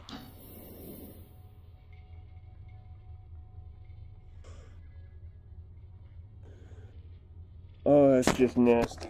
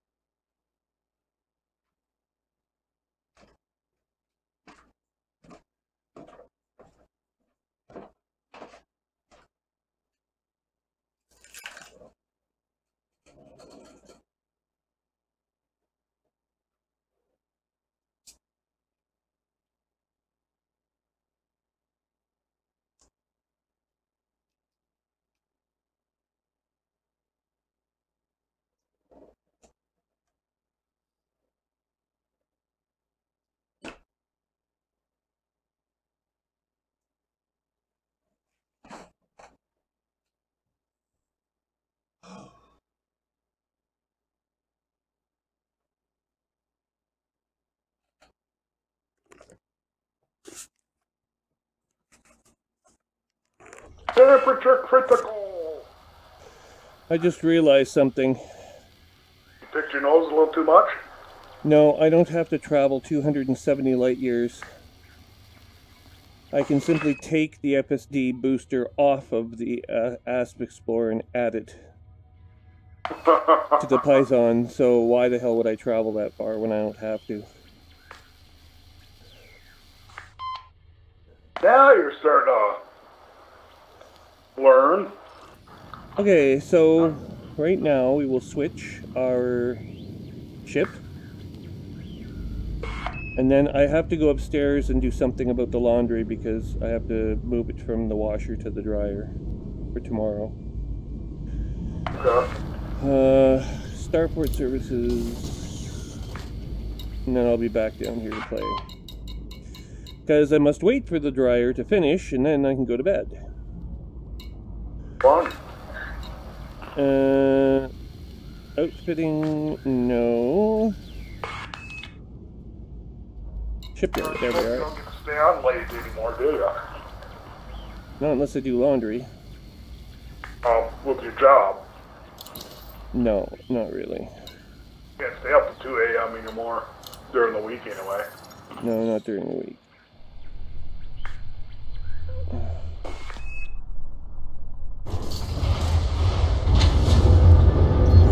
Okay, so Starport services.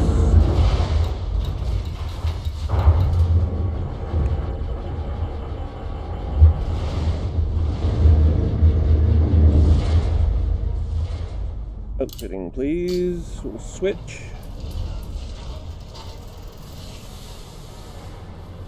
Optional internals.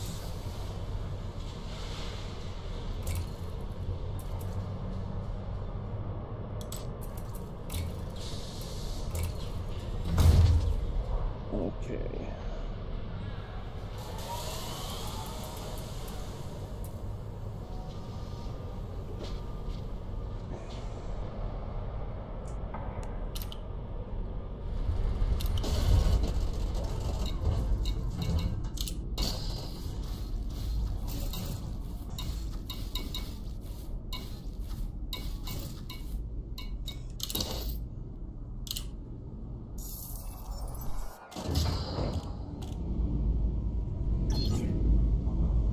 Starport services, I need you to go to outfitting again. Optional internal, and I need you to ditch the repair limpet controller. I think.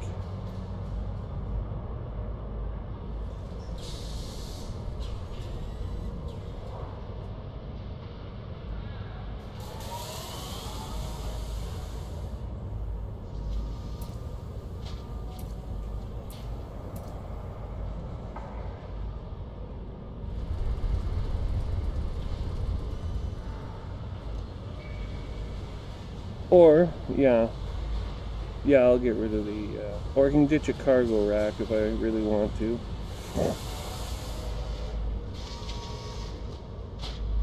I can't remember if I can buy a Class 6 cargo rack at Robogo. Do you know if I can off the top of your head? Probably not in Robogo, but I think you can in Seals. Really? The operative word, I'm not sure. But one of those systems you figure you can. I'm pretty sure you can. How about a repair limpet? Same story? I don't know. I ended up hauling a bunch of shit out there when I moved out there. At one time I had about 4 ships there. Yeah, I've only got... shit. Actually, when you got $250 million credits, you can just afford to have the shit hauled in from all of the bubble too, so. Well, that's true. Moving the repair limpet out there is not... I might actually have one sitting out there anyway, so...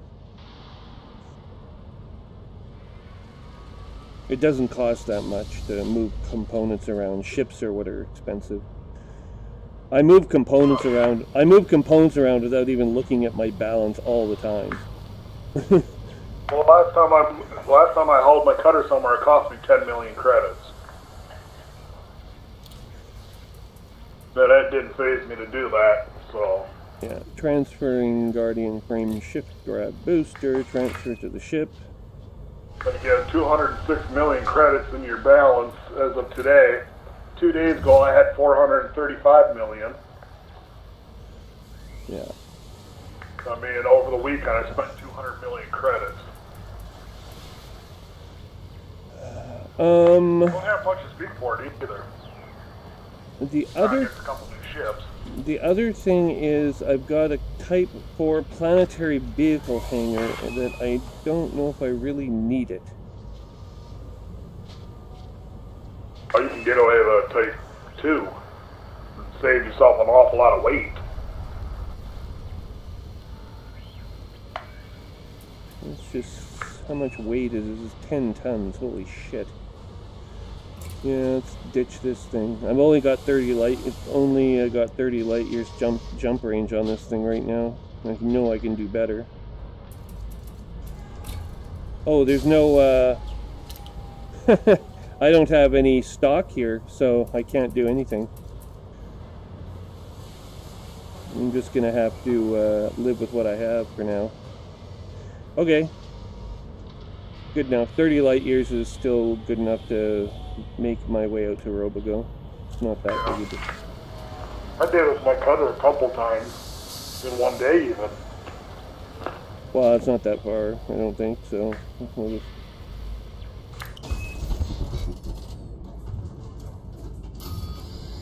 let's see here, modules, let's take the only thing is, we've got the planetary vehicle hangar is going to have to be shut off to give us the power, to meet the power requirement for our booster. But who cares? We're not using a vehicle hangar right now. Okay. 17 jumps to... oh, that's to the wrong destination. Where are we going here? Where the hell is... jump away from Robigo. Fuck off, you dumb cunt. Thanks. Jesus fucking Christ.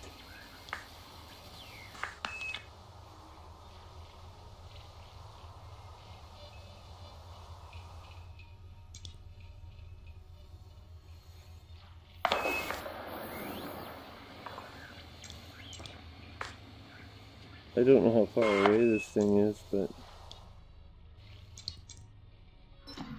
Robogo, distance 272.37 light years.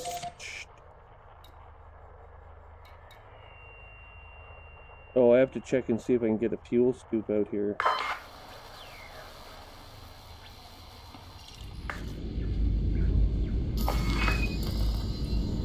That would be the other factor. Where the hell is it? Do I have a fuel scoop? I don't think I do. Starport services, please.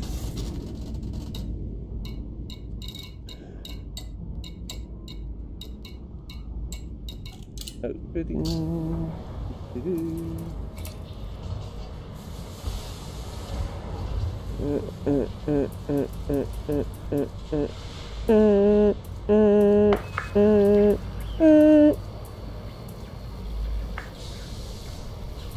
Yeah, we don't need this fucking thing, so here, I'm gonna put this away.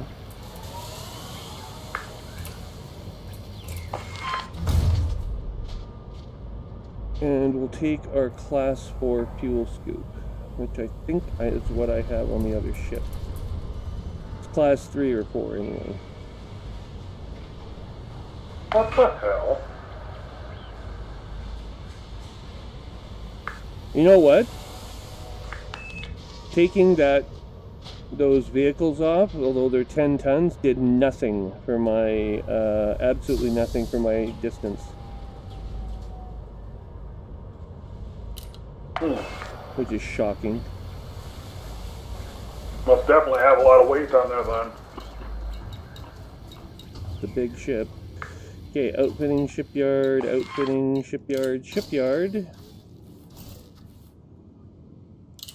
Storage, use the ship, and we're going to take the fuel scoop off of it, which I think is a class 6 fuel scoop if memory serves.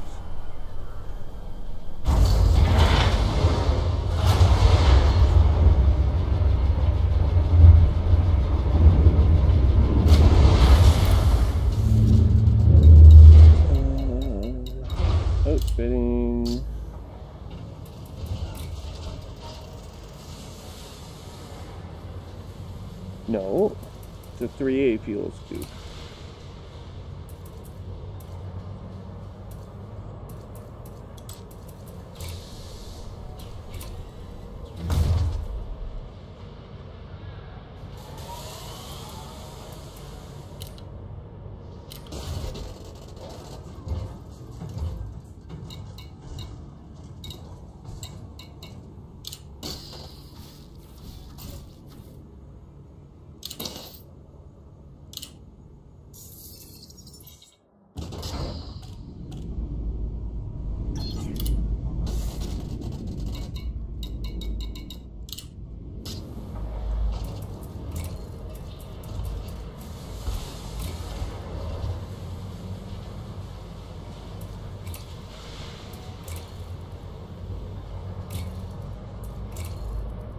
A lot of anacondas out here now.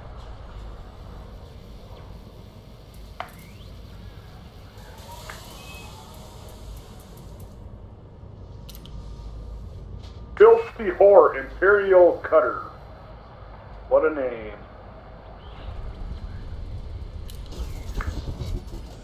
I saved huge energy on that, but I did little to...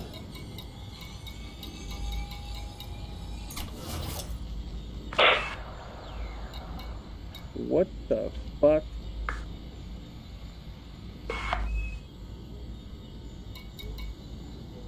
I still don't have enough power now with this 3A fuel scoop. That doesn't make any sense.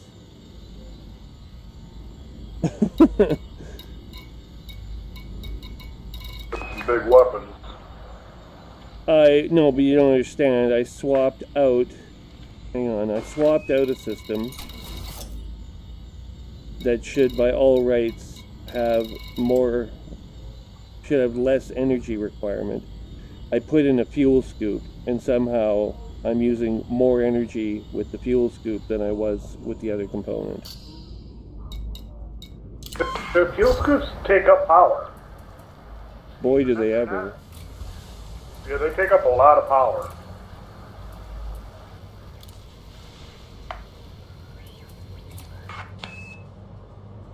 They take up more power than the vehicle hangar, which is what I swapped out.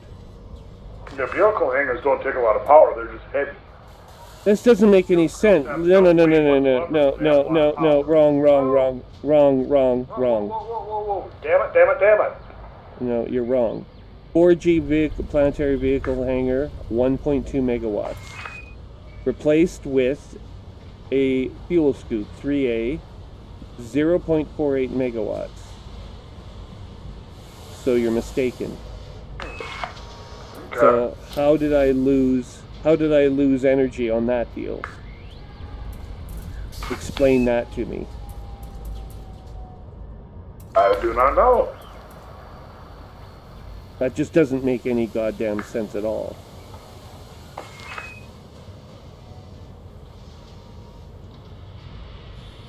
Oh, one was shut off. Cool, Hang on. from the edges.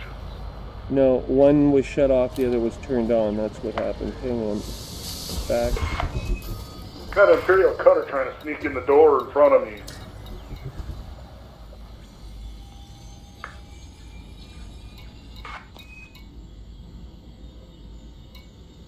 Well, I can shut off life support. I don't need that.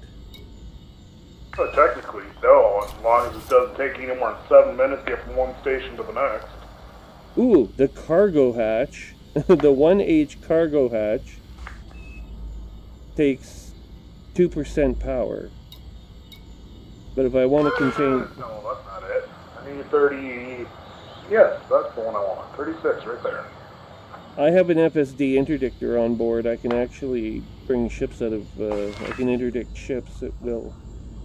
You can interdict me and I can run away like a little girl. Run away! And I can't give you a fighter... launch a fighter to chase you. Collector limpet controller. Collector limpet controller. Are you saying your Python will never catch me? Point defense, heat sink. No, those are all zeros. So we'll take. Starport services. We'll take offline. The collector limpet controller is offline. That takes us to 99% power utilization, and we are good to go. We do not have to turn on the limpet controller until we have salvage that we need, and then we cannot use it in concert with the weapon simultaneously. Yes? Yes. If you say so. Very good. We now use half fuel requirement. So, time to pick a new name for my Anaconda. And now we will take a look at our star map. It is now only 11 jumps to Robigo.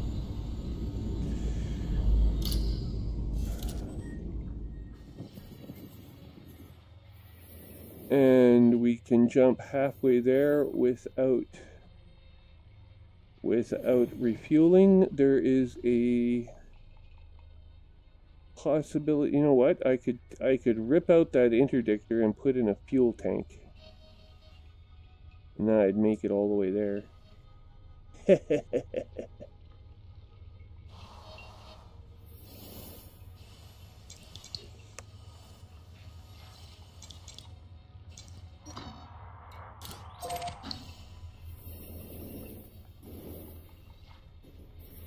No.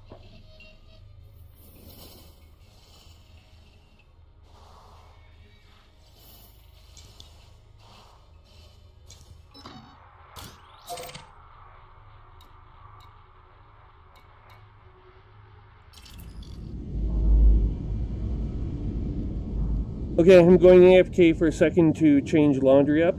I'll be right back. Okay, thanks a lot.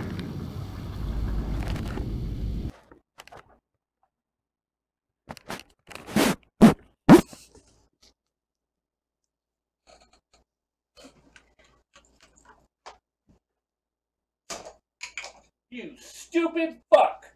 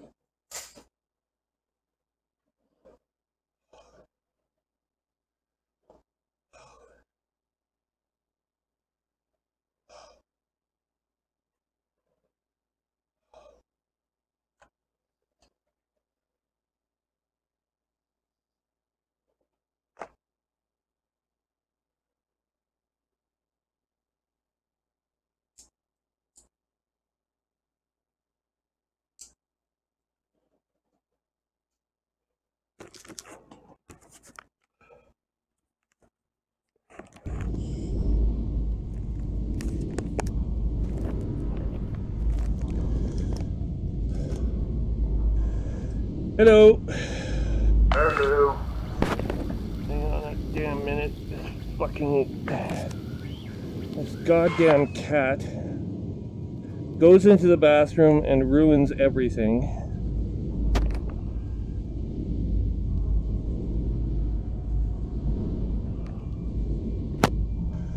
I'm going to cash get shot. Fucking cat. So, Why do you have the cat? Sounds like the cat's more nuisance than it's worth. oh, what am I gonna do? Take it out and shoot it? Well, it's an option.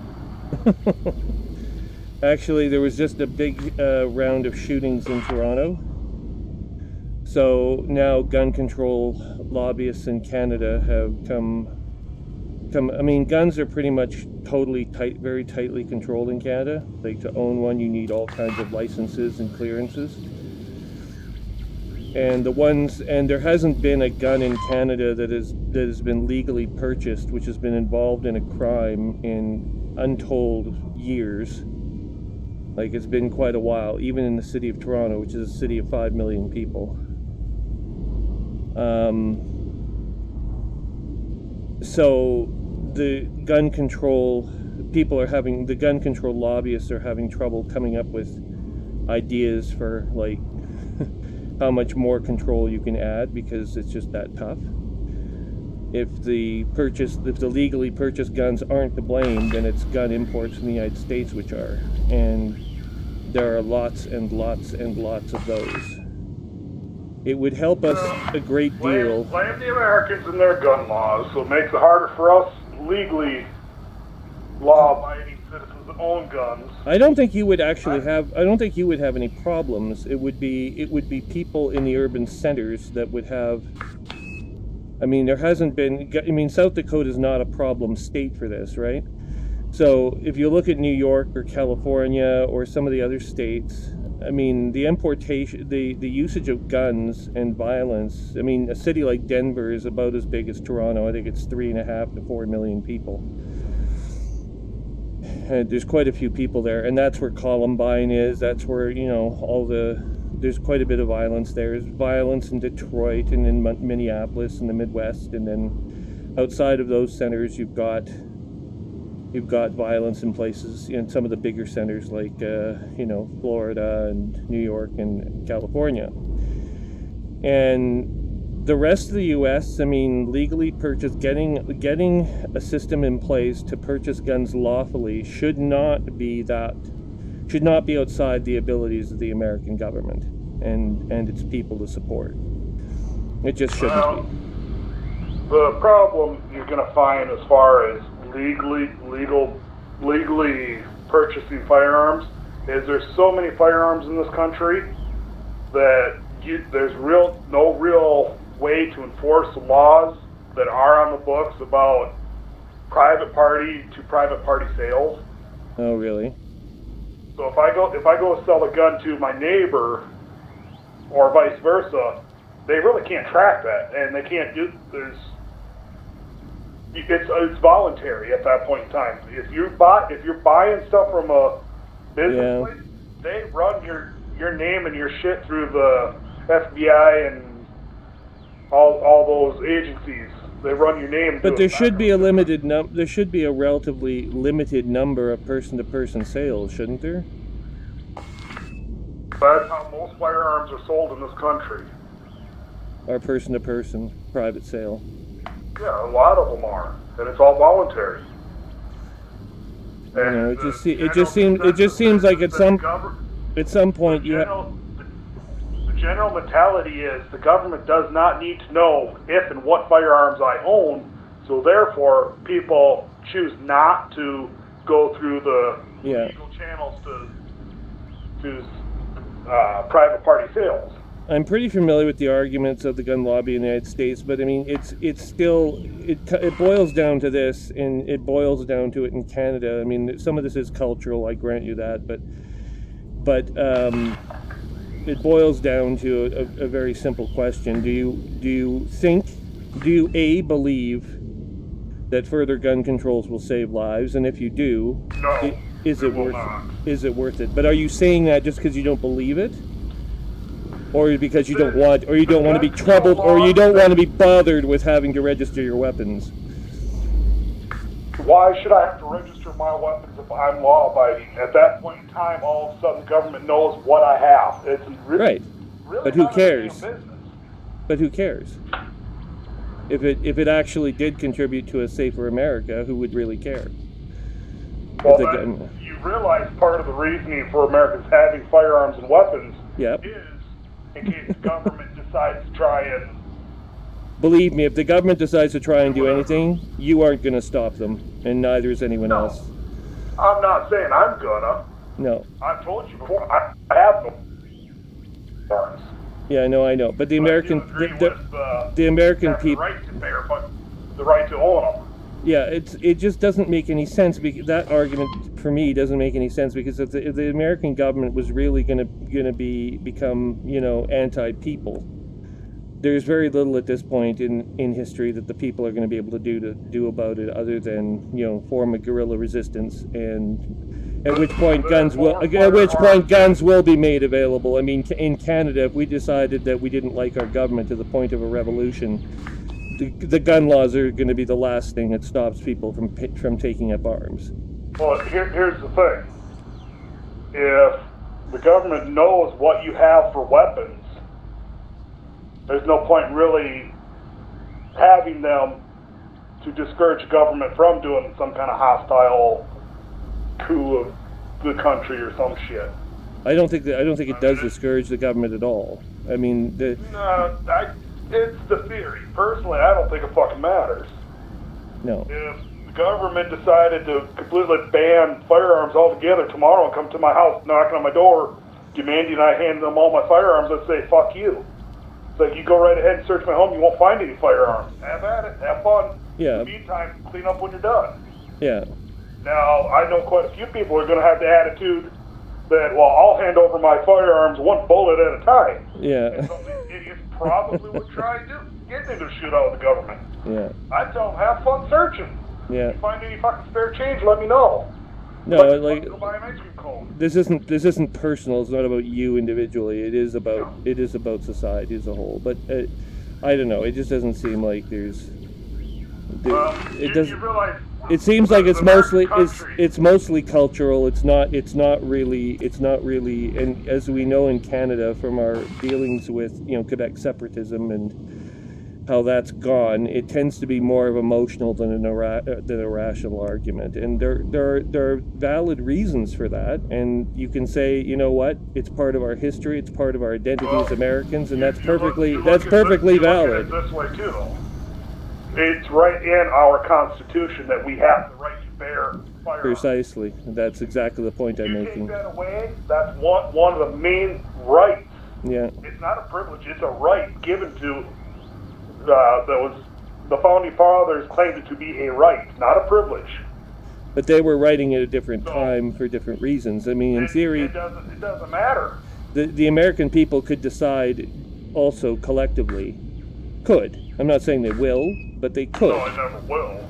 But they could, in theory at least, decide that, okay, look, our identity is changing, we want it to be now this way instead, and decide to remove that amendment from the Constitution. Well, as a consequence. you remove the first like 5 or 6 amendments, you change the whole damn country.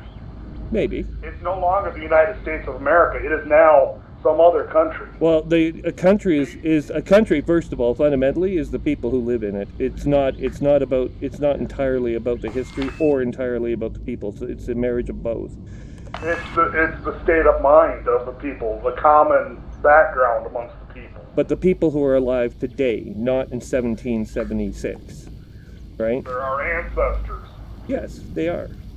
Well, some of them. Why do we have to change our current beliefs if we still agree with the same beliefs from 250 years ago? You don't, and you shouldn't. Well, no, we shouldn't have to. No, you But shouldn't. it sure as hell seems like everybody else is pressuring us to change our lifestyle, and change the way we are. No, but the question, asking the question, the American identity is also shaped by democratic values, and democratic values call for honest and open debate, and that's why I'm raising the question. You know, honest and open debate doesn't mean that you have the right to come into my home and inspect my home to make sure it's up to your standard. No, but I can ask the question. You can ask a question, and I have the right to tell you to go fuck yourself, too. Yes, you do. At the end of the day, the Constitution gives us, or it doesn't even give us, it defines our rights, not our privileges. It defines what laws, as a legal document, defines what laws can be passed. So there cannot be a law that would violate the Second Amendment. You can't have one. So if someone tries to pass a law saying no more guns in the state of South Dakota, well, it would not withstand a constitutional challenge. Basically, that's what it means for law, and nothing would change. It would go back to the way it was if it went anywhere at all. So it's not something you have to worry about at a practical level. But you're right, it is part of your identity. I accept that. I'm just saying, as a consequence, there is an impact on certainly on Canada. I don't know about Mexico. I can't speak to the Mexican experience, but in Canada it has now, as of this moment, and hopefully it's temporary, but for the time being, it has led to an importation of guns into the city of Toronto that is now resulting in people shooting one another at a much higher rate than what we're used to. Well, here's the way to think of it. Is it necessarily the American people's fault that all of a sudden these Canadians that want... I wasn't blaming the American people. Is it our fault? Let me be clear. Let me be clear. I was not blaming the American people, so that question's irrelevant. I'm not blaming the American people. I'm blaming a few Americans who've decided against both countries' laws to export weapons to this one. And I don't know what we're going to do about it. That's all I'm saying.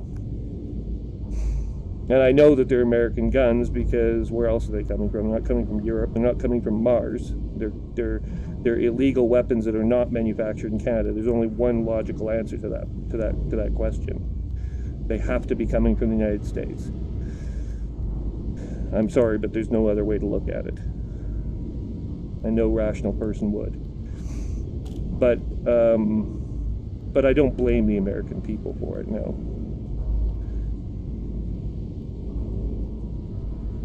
I just don't know what to do about it. If you have any ideas, I'm open to them. I'll pass them on. In as much as it's your identity to allow weapons here, it is not our identity, and we are not going to. Basically, it comes down to two different mentalities. Yep. That's why we're here in America. We stay on our side of the border because this is the way we want to live our life. You want to live the way you want to live. Oh, careful. Careful, I don't necessarily want to isolate myself from the U.S. either. I do have friends. No, you know what I'm saying. That's why you choose to live here and you choose to live there. Because... Well, I was born here. Well, yeah, for the most part. Yeah. It's the Canadian mindset that you agree with, so you're inclined to live there. It's the one I grew up with, yeah, that's true. But it's also now who I am. If I moved to the United States, that view probably wouldn't change. If I gained American citizenship, that view might not change. I would probably still hold on to the view and try to influence the people and the circumstances around me so that people adopted my view the same way they'll try to convince me to adopt theirs. And in some cases that will happen, and in others it won't, depending on whether or not I move to the United States. I did consider it at one point. I could have ended up quite easily in the city of Seattle at one point during my career, but I chose not to. There was a better opportunity in Ottawa, so...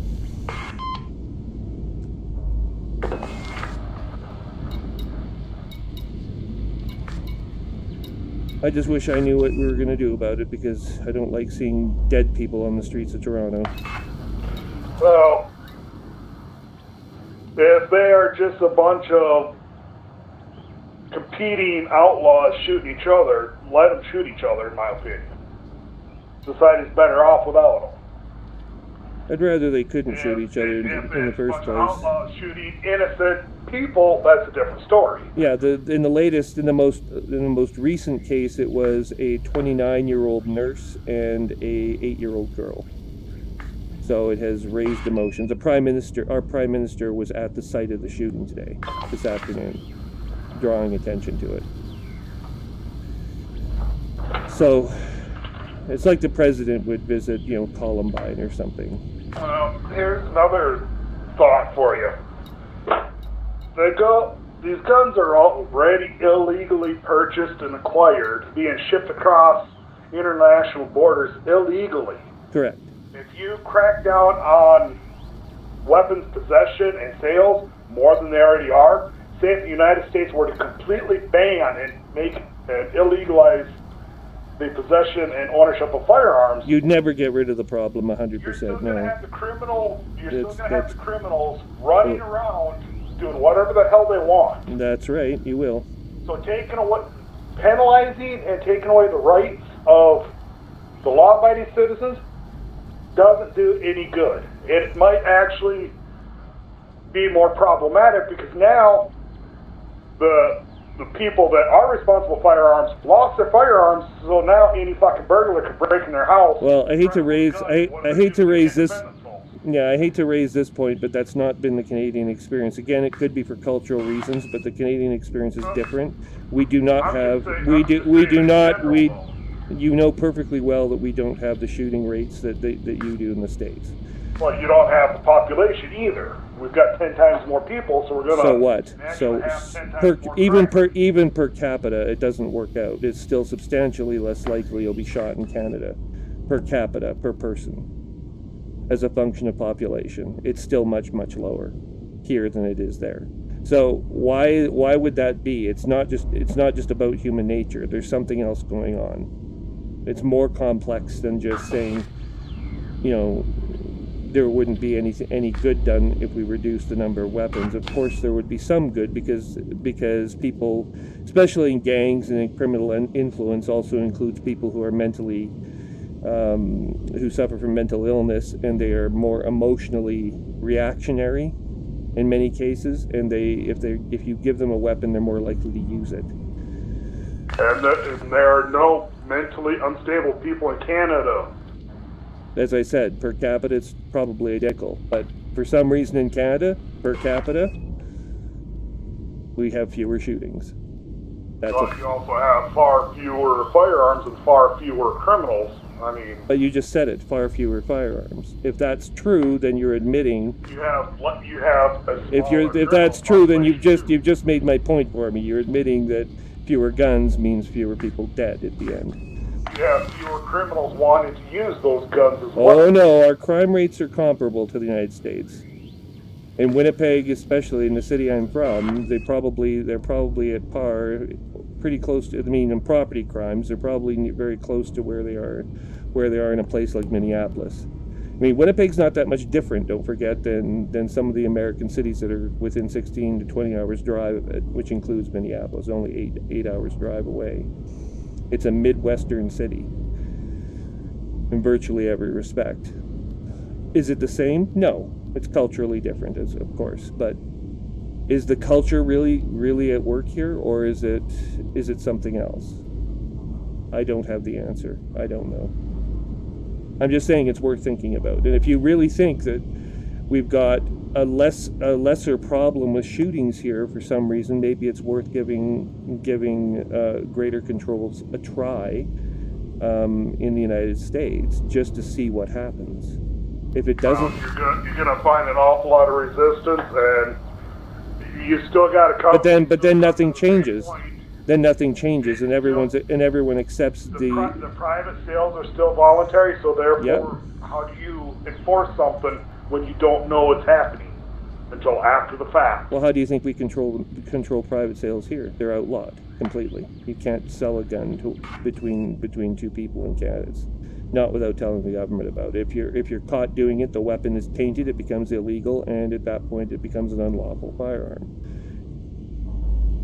If you have a firearm like a handgun in Canada and you're caught, even transporting such a weapon outside of an area where you have not told the police in advance that you're transporting the weapon, that immediately results in the confiscation of the weapon and your arrest. Right then, right there. Now, here in the United States, you can legally open carry. You can even legally have concealed carry. You have to go through... Yeah, concealed weapons are... get permissions and everything to do it. Concealed weapons on your person are banned in Canada. So you're going to get rid of possession and transport of legally owned firearms by responsible adults who's using them for legal purposes. Yeah, and those complaints were raised at the time that the laws were installed. Those same complaints were raised, but the population reacted differently and said that these measures were necessary. You also don't have the American mentality of... No, we don't. Yeah, it's a different mindset, completely. As I said, different culture. Canada didn't go to war to free itself from imperial control. No. The United States did, and that mentality has stuck for the last 200 to 300 years. Yeah, I think they were more concerned about the government versus, you know, like the corruption of government than they were, you know, England coming back and taking over. But now, but now, if anyone... Who's to say that we don't need these fail-safes to keep our government from being overly corrupt? Or overrun by a foreign power, potentially. Suppose someone... Exactly. Suppose someone invaded. We get rid of all of our firearms. You figure there's estimates out there that there's what, 350 million people in the United States. Yeah, that's right. 3/4 of them are armed, have weapons. Yeah. Who in their right mind is going to want to invade a country full of gun-toting rednecks? Believe me, it's a valid point. Yeah, and that is duly noted. And that is one of the reasons why a lot of countries won't actually try to attack the United States. Yeah, Canada has a lot of undefended territory in it, and the thing is, our north, the gun laws are slightly different because of Aboriginal ownership. It's like two of the territories are basically dominated by Inuit. So, and when you live in the wilderness like that, you have weapons. They're just required. Yeah. You're not going to be able to outlaw them when you need the weapons to survive. But they don't take they don't bring their weapons to the city with them when they visit the south. No. They leave them at home in the north, but but they definitely have weapons in the north. There's no question. You can't defend a country like Canada without having people with some weapons. So yeah, I mean, it's just that's one of the reasons the number one component in our armed forces, unlike many countries, our Army and Navy are relatively weak compared to our Air Force. Our Air Force is actually the number one thing that, when we think military, that's where a lot of military spending will go, is because we have so much territory. The only possible way to defend it is with fighter jets. Yeah, and you've got strong allies too, which helps. That helps, but I mean, the allies also expect us to pull our weight a little bit more than we have been. So. And that includes not just the United States, that includes the Europeans too. So, and we get lectured on it all the time about it. And I personally, my own view is that we do not pull our weight, and we should do more. And I think by 2024, you'll see Canada is going to probably be doing a lot more to pull. In fact, I'm actually working in the Defense Department, as you know, and I can tell you there is money on its way. So.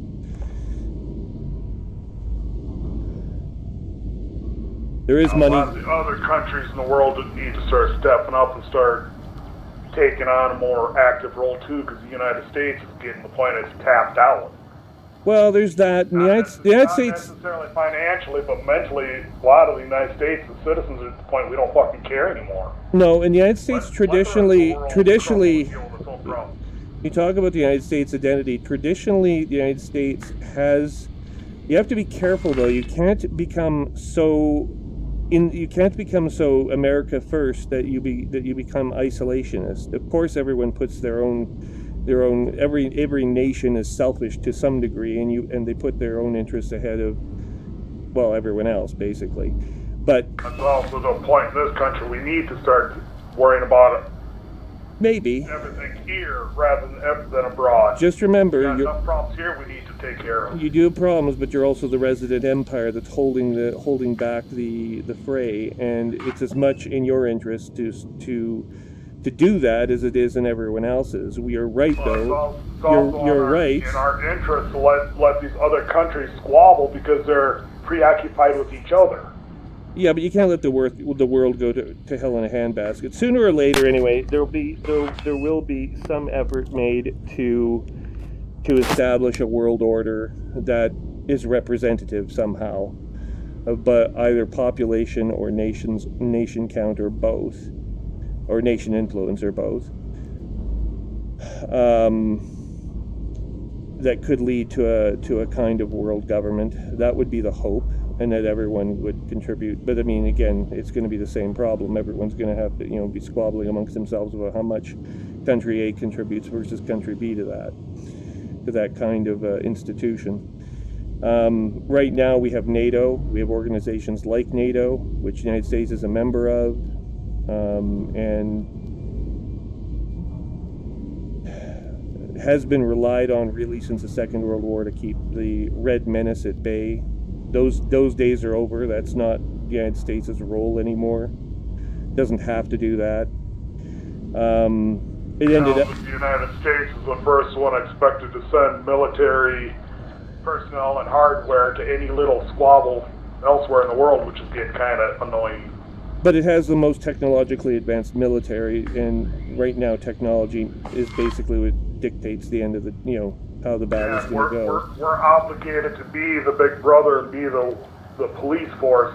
Nobody likes us, but everyone... Well, no, that's not true. Canada, first of all, Canada has stood up to the United States, and far more often than I think we get credit for. I mean, the United States is... Standing up to the United States just because you disagree with something we do doesn't really mean nothing. Now, no. I said we stand... I didn't say stand up... I didn't say stand up to. I didn't say stand up to. I said stand up for. So we're the ones. Stand up for or stand up. At the end of the day, though, most of the world wants the United States to play the policeman and keep everything else in line.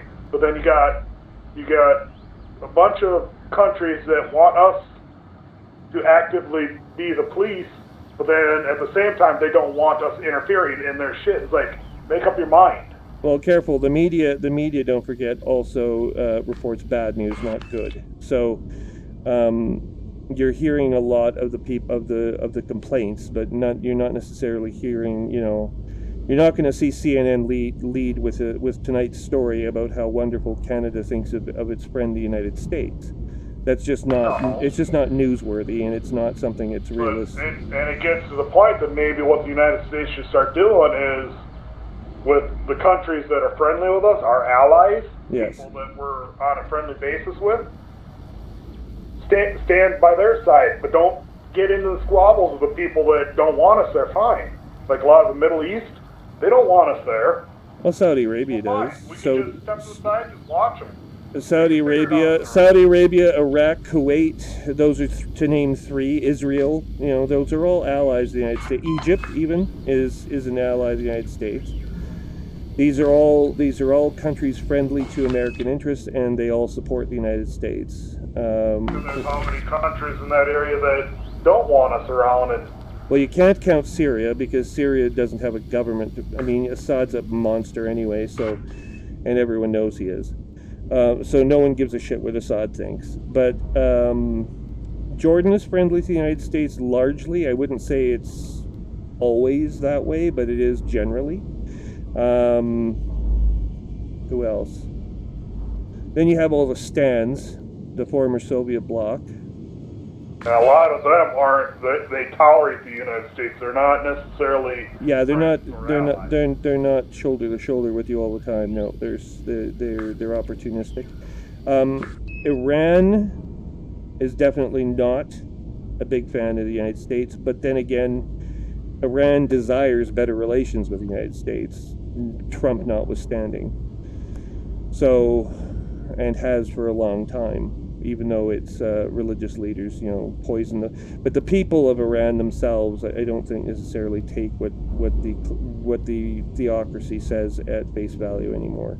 They did in the 1970s and 80s and 90s and whatnot, but they. What it's gonna boil down to is the United States, if we're smart about it, we kind of play a reserved role where we don't jump into every little squabble and problem until it's actually become. Well, you need to defend your interests. Serious? I mean, the trouble is the United States is the United States is so large and so If the Civil War starts up in Iran, how is it in the United States' best interest to pick a side? because We don't pick- because there's oil We reserves pick there. a side, and we're on United the wrong side now. we basically make an enemy. You could, yeah. You definitely want to pick the winning side. There's something to be said for that. We're having problems with Iraq and Afghanistan for how many damn years now? Is I mean, Iraq we're really not a problem? wanted there. Iraq really isn't a problem state, is it? I hadn't heard anything negative. Yeah. Nothing negative. The problem is there's still a whole hell of a lot of groups over there fighting for power and don't want the United States getting involved. They don't want us there. They just want our money.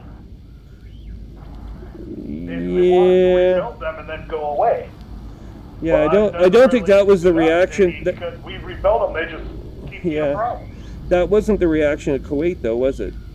In Kuwait, they actually sacrificed the monarchy and went with a parliamentary democracy. At the United States urging. So I mean, there was a change in government structure. We didn't have to invade Kuwait though to get them to. Maybe not, but they did as they were asked, and they still hold the United States in very high regard, is my understanding. Yeah, and Iraq, for the most part, if you're an American, you don't want to be there. You don't want to be in Afghanistan. A lot of those Muslim countries, if you're an American, you do not want to be there. Because Yeah. you were killed on sight. Or abducted on You site. are not welcome there. They don't want you there. That's one of the things that most people also don't talk about. You don't see that in the mainstream media because they don't want us there. No, but soldiers come home and they explain. I've heard soldiers explain that there are groups there that also poison the minds of the people that live there. People who have. These are people who have defended Afghanistan during the Russian occupation, and they want to see Afghanistan, truly independent. But they also are somewhat misguided in their views about how to best go about doing that, and they're also not necessarily a unified bloc. So, Yeah, at the end of the day, but like they don't. with They may not like. They may not we like went it. there, we invaded Iraq for the sole purpose of taking Saddam Hussein out. Yeah, Now well, we're kind of stuck there because if we don't stay there, the country will implode and some other ruthless dictator will take control. there was a warning about that. We picked a side. Guess what? We're stuck. Yeah, there was a warning about that prior to the Bush election. I remember hearing it on CNN and other sources. So the American people still voted for Bush, and they still. I mean, I remember the debate over the Iraq War. There was still plenty of support for it at the time. Now everyone's having second thoughts and regrets about the wisdom behind the Iraq War. Well, maybe you didn't support it, but a lot of your fellow citizens sure as hell did, and they may not admit it now because it's not a popular part of history anymore. But the fact remains, Basically, the whole Iraq situation now is the equivalent to the Korean and Vietnam conflicts back in the day. Well, I thought the Americans sort of won. We got asked to come help. We came and helped, and all of a sudden now, Yeah. we're stuck there being the bad guy. Welcome to world politics. Yeah, I know it sucks. But I mean, Canada again has. All we can do is speak up and say, look, this was the state of affairs, and remind the global community. I mean, Germany and France and England, especially England. I mean, these countries are all on your side. You're not being abandoned by the world, regardless of what Trump makes of it. But You hear Well, Trump talk. here's You the hear. next thing, though. These are the countries you just all rattled off are economically and militarily a lot smaller than us. But they're still powerful, relatively powerful. They have influence, but they don't have the military might to step into these conflicts. Oh, I think you'll find England has. I think you'll find England has more might today than it did during the Falklands. It has plenty of might to throw around. As for France, I mean, stand toe to toe with the United States, though. no, but no one does. The United States is a superpower, and it has more nuclear. There's thousands of nuclear weapons. There's no one. It doesn't matter about the nukes at this point anymore. It's everything else that we've got. The hardware that we've got. Well, if Kim Jong-un keeps on playing the crazy card, you're going to care about the nukes, unfortunately. But because they're going to. As soon as he launches nukes, he's going to solidify the rest of the world against him. Yeah, you won't even have to use your nukes at all, I don't think. But no, that's just it. The rest of the world will fucking ostracize him, ostracize North Korea. And the Americans will find out just how many friends it has. Well, it's not necessarily friends. It's a global understanding that nukes are not allowed. Yeah. World War II, the United States dropped 2 nuclear weapons, and what did it do? It just devastated Japan. Yeah. Well, Japan surrendered. What ultimately happened with Japan? Well, the United States, we went there, we helped them rebuild. That's the responsible thing to do. Japan, that wasn't just about 70 years ago. Yeah, that wasn't just about defending itself now. That wasn't just about the kindness and the kindness of the American people. That was a responsible economic thing to do, and it was in everyone's interest to do. Because what you learn from World War I, if you study World War I and you realize that what they did at the end of World War I was that they punished Germany. We ended up with some fuckhead like Hitler, and then we had to do it all over again, except much worse, because instead of losing 37 million people, we lost 82 million. So in order to avoid that from happening again, they decided, okay, we're going to rebuild Germany and Japan, and that was the smart thing to do. I'm not saying it's not, but it's taken 70 years for those countries get to the point that they effectively, Germany isn't a military stronghold, but the military is coming along. Canada has helped train. Canada has helped. One of our contributions to NATO has been helping the Germans establish their military once again. And Germany and Japan never have to worry about fielding an army again, because the second they come under attack, they're going to have the 5 big NATO countries at their side fighting the war with them and for them. Yeah, but if the United States gets a president like Trump, can they count on that all the time? Do you think? Trump would be overridden. Because the German probably, but the German people in the German news and Der Spiegel and some of these other publications, they're not so sure. If I'm hearing what's coming out of them correct. I don't speak German well enough to actually read Der Spiegel myself, but it doesn't look to me, it doesn't sound to me lately from what I've heard that the German people are as confident today as they were before about American involvement in their affairs to help defend Germany if it ever came under threat from the Soviets. By the way, Canada just sent. We just sent our army. We just sent our army. Let me finish. We just sent our army to Latvia for the very same reason. Latvia is now a member of NATO, and Russia is threatening it. So part of our our commitment to NATO involved us having to send troops there to help bolster and train alongside the Latvians in order to remind the Russians that there is a NATO alliance, and Canada will be there if called upon under the terms of I realize that Russia is just doing a whole lot of posturing to try to stand toe to toe with the United States. But that's part of NATO's function. If there's United States, so far only the United States is invoked. In order for Russia to actually invade, say, Germany, that isn't a little border dispute, because it. No, that's World War III. Germany and Russia have a border in common. That's World War III is what that is. Yeah. Yeah. So yeah, Germany when it comes down to it, Russia invades Germany. Yeah, you're gonna have quite a few countries drug into it again. Yeah. That was part of the powder keg that started World War I and World War II. Actually, I'm not sure it would qualify as World War. Who would be on Russia's side in that scenario again? I don't think it would. Russia was on our side during World War II. World War I, they were kind of...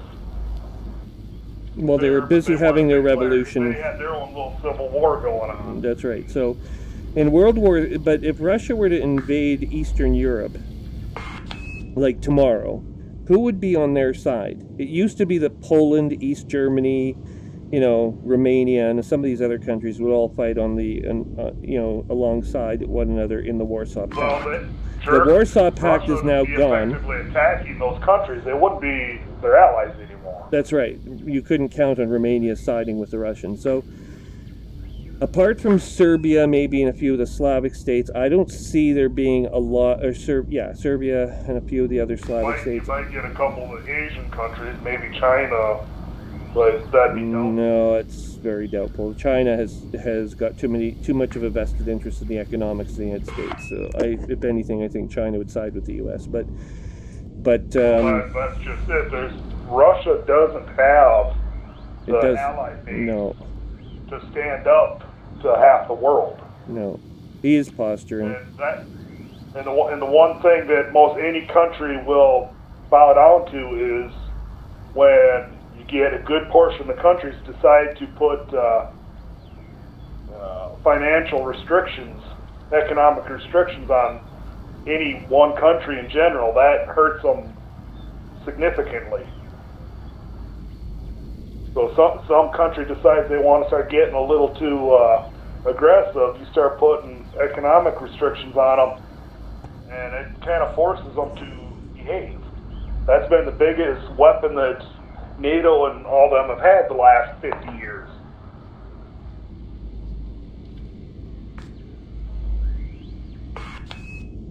Figure Cuba is still feeling the effects of from back in the day.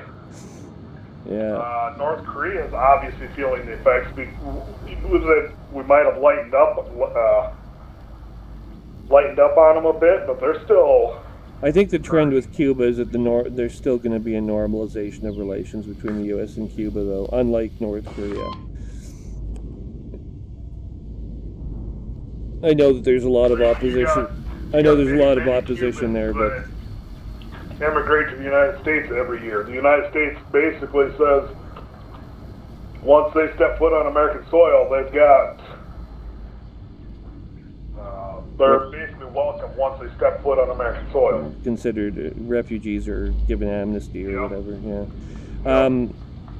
I mean, the thing that's going to likely happen there is the normalization of relations with Cuba, further economic growth in Cuba.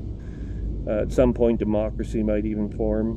What is that guy's name? The dictator in Cuba. I can't think of his name. Oh, it's Castro. It's Fidel Castro is pretty much. Well, it's Raul Castro now.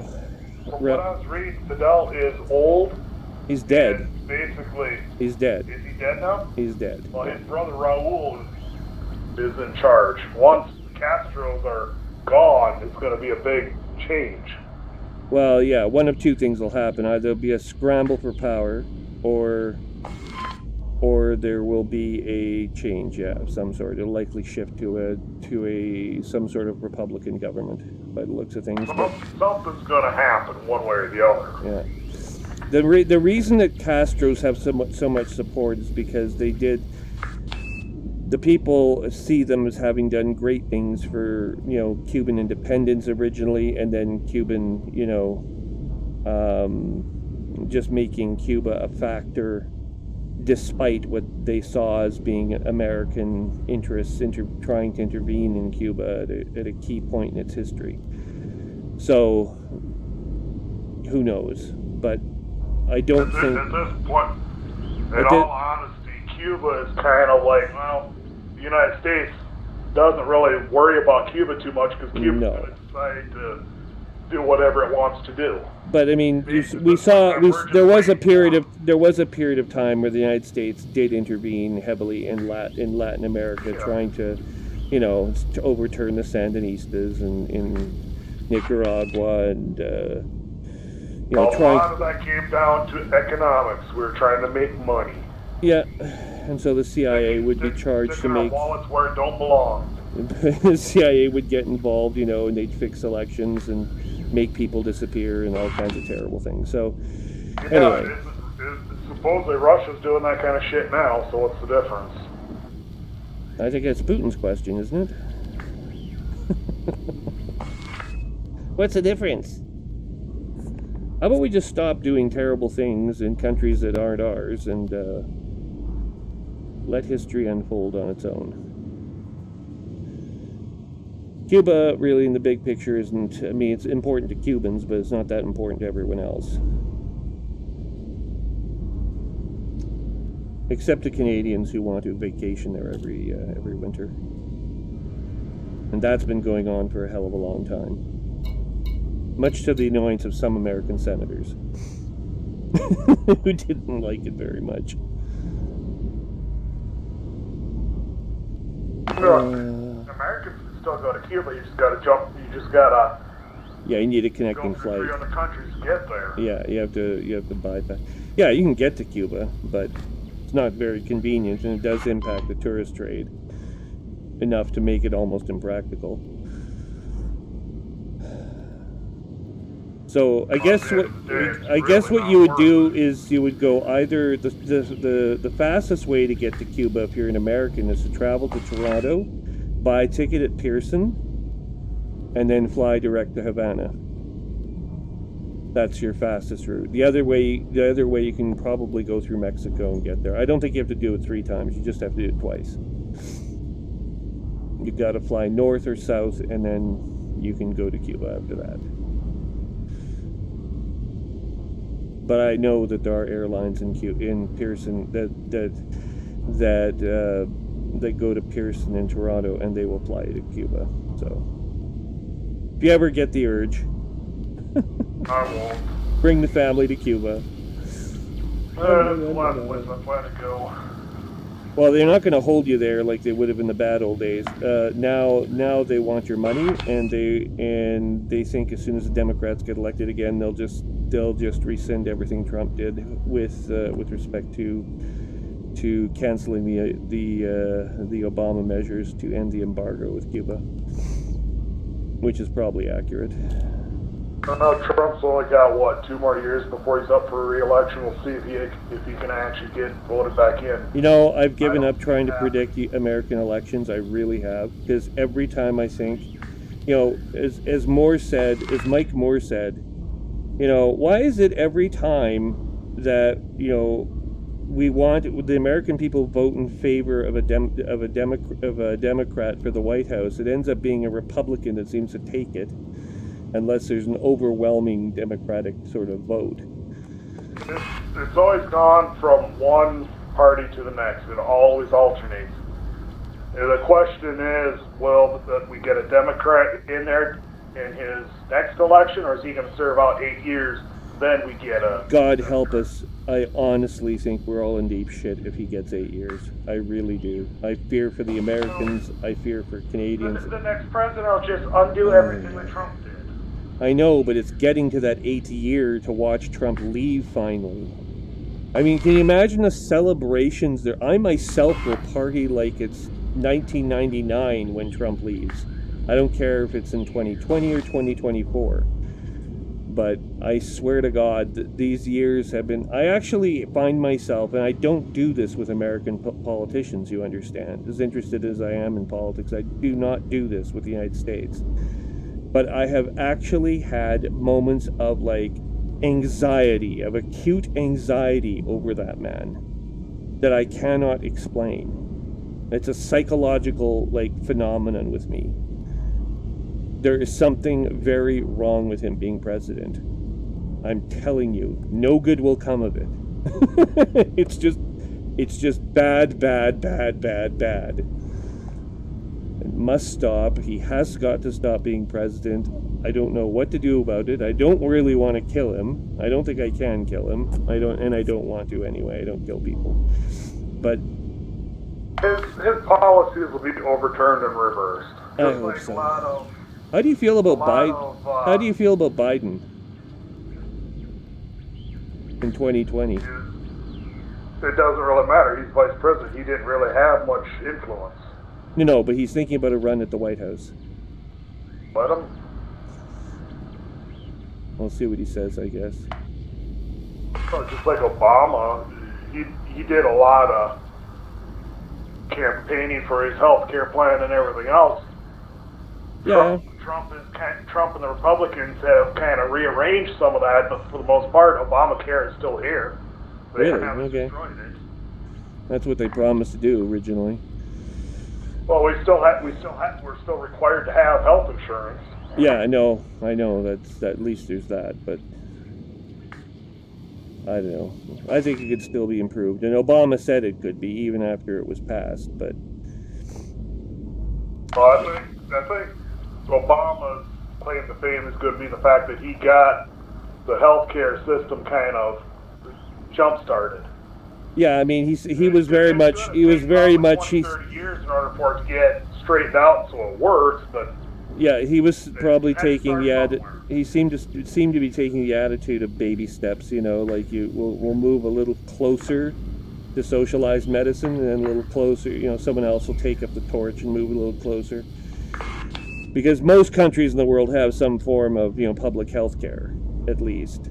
But the biggest thing that's got to be battled here is the medical industry in general.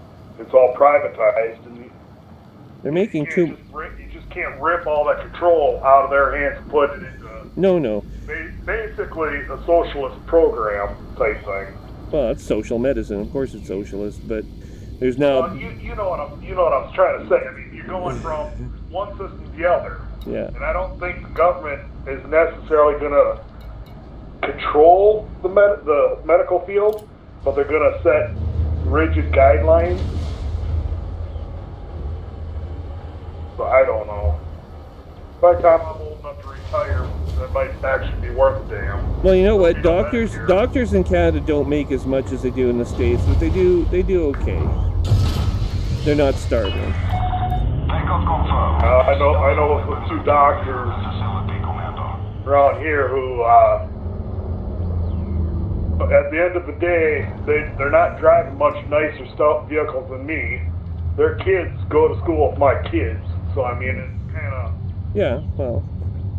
Being a doctor isn't what it was at one time, because now you got to have all the lawsuit insurances and everything else. Well, sure. And it's to the point that a doctor cannot have a private office anymore. They really can't practice medicine unless they are part of a clinic. Granted hospital and clinical memberships. Yeah. They're not a part of the big local hospital networks. They really can't practice anymore. No. So I mean, being a doctor, you're not going to make a killing like you did back in the day. No. The reason to become a doctor nowadays is more or less because you want to help people. Which is as it should be. So I mean, it's slowly changing. It's just going to take time.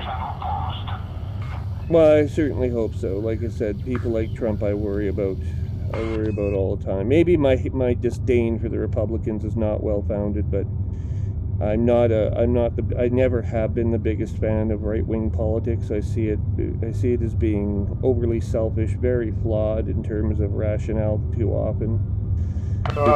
If it's not the religious right, you it's. gotta have some kind of balance to the far left too. I mean. Oh yeah, you can't just have. You can't have the left running everything all ideas of some liberals that are just beyond. Yeah. No, it can get pretty crazy on the left too. But I'm just saying it's just Jesus Christ. I mean, there are people on the left that seem to rein in more correct for some reason. They're better at reining in their crazy element than the right wing. And I don't know if that's just like. It's the people. It's the ones in the middle that do the most work. It's the ones, the far right and the far left. They get so much attention because of their wild ass ideas. That's true. Yeah. And it basically calmed and mellowed down by the time that any of their theories and ideas become practical. It's been mellowed out to the point You're where probably it can be tolerated. You're probably too young to remember, but it used to be that in the Reagan years, if you got called a liberal, that was like the end of your political career. Like, you had to be not a liberal in order to have any hope of being elected to Congress. And that drove me crazy for a while. And then that stopped after Reagan was gone. Not that I thought Reagan was terrible, but I thought he was wrong about that. Well, actually, he wasn't the most competent president either. He kept falling asleep and stuff. And then there was recently we had Ortiz in New York. I think so. Who declared that she was a socialist Democrat. And that shocked the hell out of me, because I haven't heard an American call themselves a socialist since the 1920s in American politics. Socialism's got a really bad stigma attached to it. It really does. And it's real. I mean, some of it is deserved, but a lot of it isn't, especially in American politics. I mean, it has missed out. It missed out on so many things that socialism had to offer. Because of the fear of the Great Red Scare, right? I mean, the Soviet was seen as a left-leaning bloc. So any country that had left-leaning politicians, sort of got looked down on. It was tolerated, but it still got looked down on. And now, finally, in the United States, we're starting to see that socialism might be gaining a renewed foothold, but it literally took, a century for that to happen.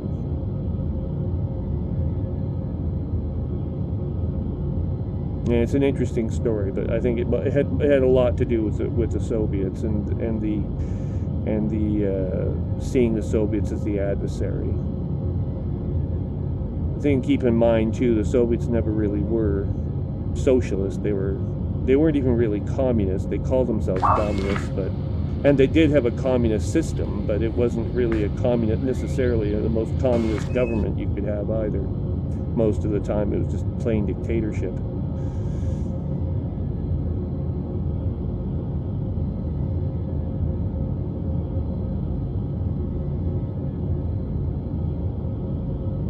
Frameshift drive charging.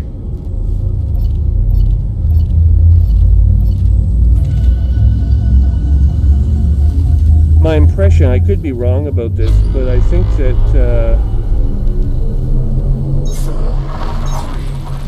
the early days of Fidel's reign in Cuba might have been communist to a much greater degree than what you saw at any point in my lifetime with the Soviets, or for that matter during a similar period with the Soviets. Well, dictatorships have a lot in common with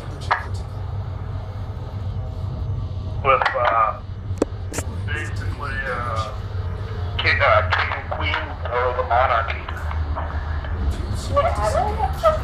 You don't need to even get in this conversation. You go to bed. The amount of power isn't such a...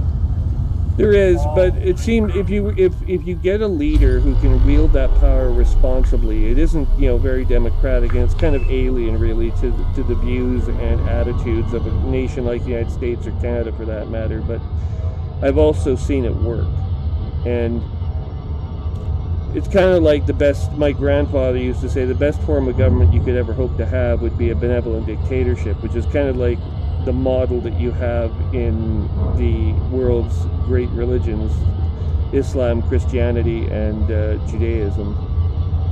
So-called great religions, I mean, whatever. Most popular religions amongst those who follow religion. Those are the monotheistic religions. There's two of them, your minimum. Yeah, but in terms of number of followers, according to the United Nations, Christianity, Islam, and Judaism have the bulk of the world's population. It turns out Hinduism, which you'd think would be better represented, doesn't have anywhere near as many followers. No. But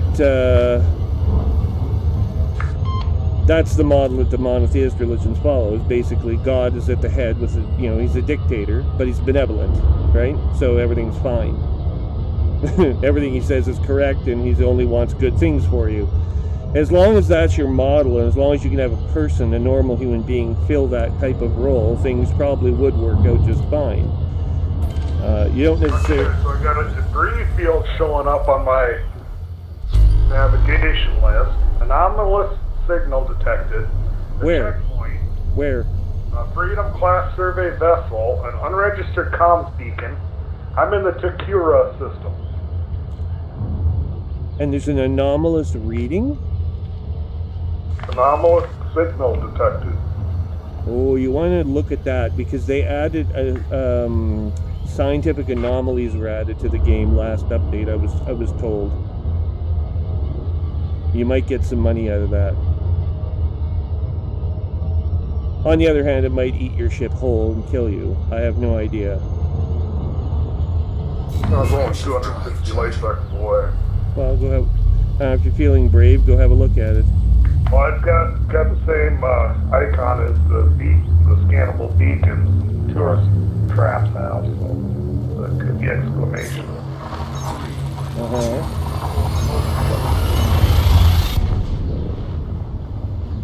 Worst that happens is like blow up, and guess what? I got money I can afford to blow up.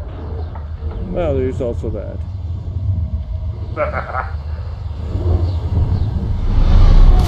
Considering I'm to the point that I can make money whenever the hell I want, I can pretty much do whatever the hell I want. Yeah. Oh, what we're doing here is we're coming towards you. Frameshift drive charging. You're so a hell of a long ways away, you're still in the Pleiades. Yeah, I noticed that. How come I'm still in the Pleiades? 9 jumps to go. Okay.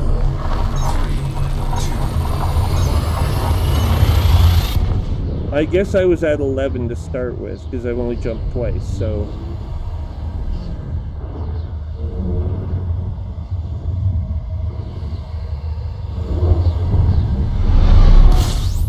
Now we're at 8. So it's not that far. Fuel scooping. Look at this! Fuel scoop disengaged.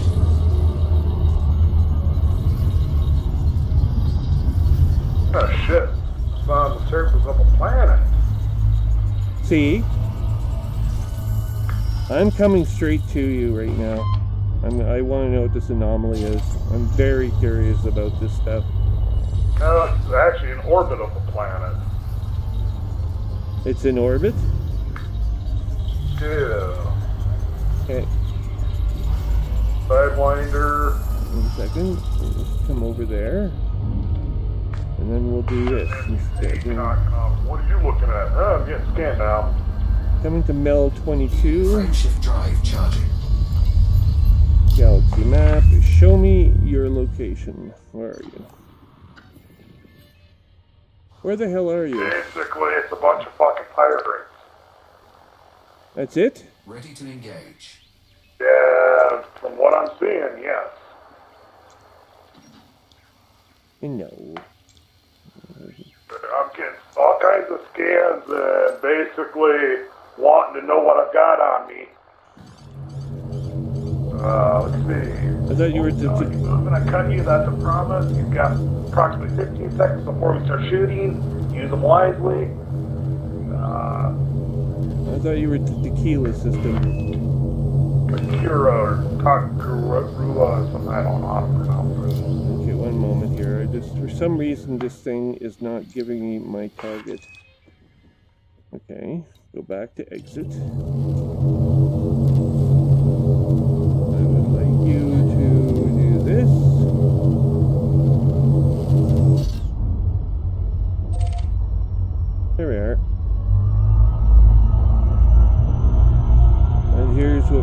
instead.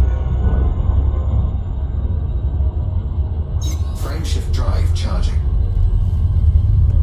And now we are 6 jumps from you.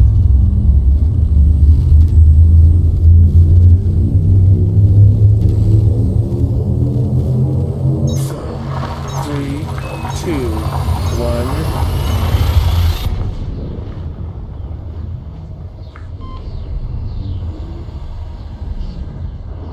If you have to, you can run away until I come there, and then we can fight them I off. have nothing of interest to keep scanning me, and I have nothing. I don't even have cargo bays on me.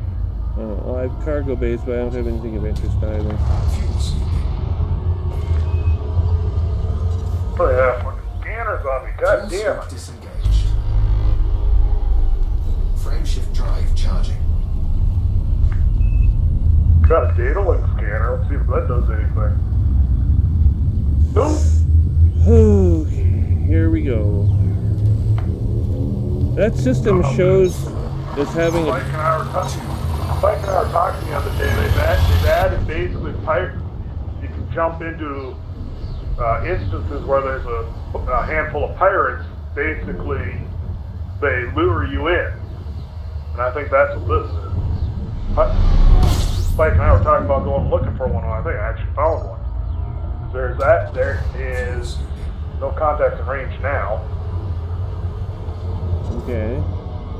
Well, I don't have any decent scanners or anything on the ship, sensors or anything, so we gotta be on top of me before I can figure out where anything is. Well, we'll just see about that. I'm now 4 jumps from you.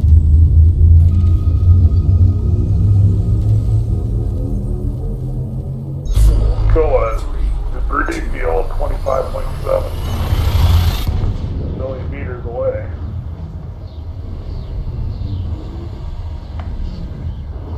Kilometers is another way to put it.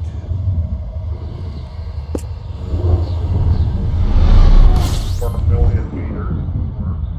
7 million would be 7 kilometers. Fuel sweeping. Oh, this isn't a kilometer. It's bigger than a kilometer. 7 million meters?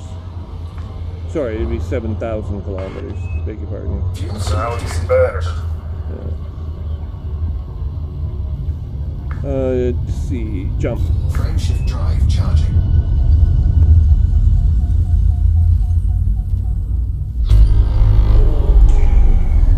And there's human bases in there?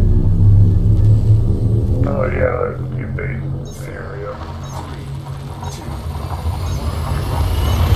Yeah, but they purring up raiders. The ship is wanted. It's a Viper. It's really unfortunate you don't have a interdictor like I do. I don't need an interdictor. I mean, regular crew. I've dropped down into sublight. Roger Dodger's wanted. Sirius Corporation is in a wing. 3 of 3. He's a sidewinder. 2 jumps, and I'll be there. 3.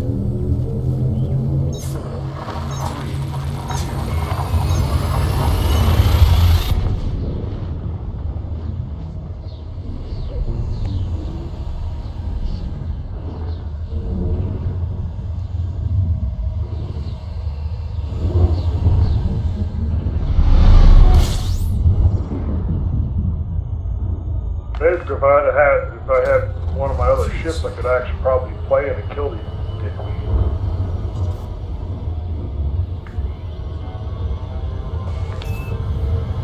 Surge detected. Yeah. Actually, I've got to refuel here. warning, taking heat damage. Fuel sweep disengaged. I'll be in deep trouble if I don't Fuel refuel. sweeping. Now these guys are getting out of here now. Heat sink deployed. Let's go check out the debris field though.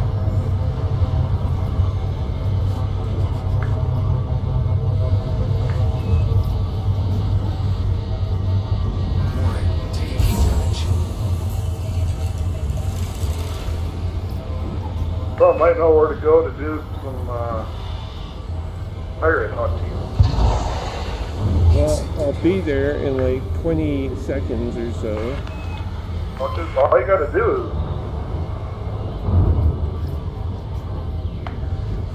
is drop down in here and check it out. And like I said, all the NPCs have pretty much took off. Taking heat damage.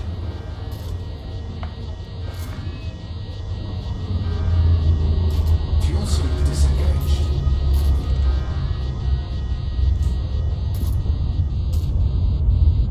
Okay, I've taken some systems damage, but we have a quarter tank now. Frameshift drive charging. Should be able to make it these last few jumps. Or a couple jumps.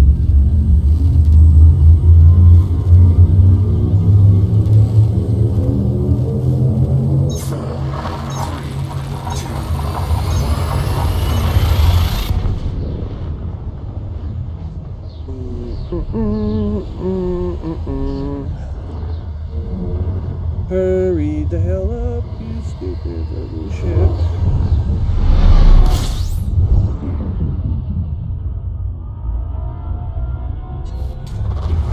And one jump to go. We're at the Takura system. Fuel sweep disengaged. Frameshift drive charging. 6 light year jump.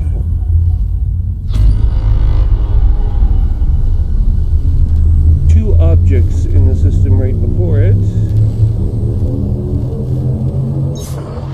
3, 2,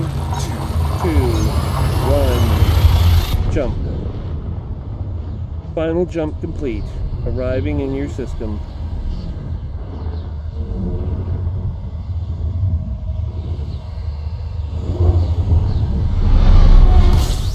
I took all the passenger bays out of my Anaconda. I'm just flying around in that. Yeah.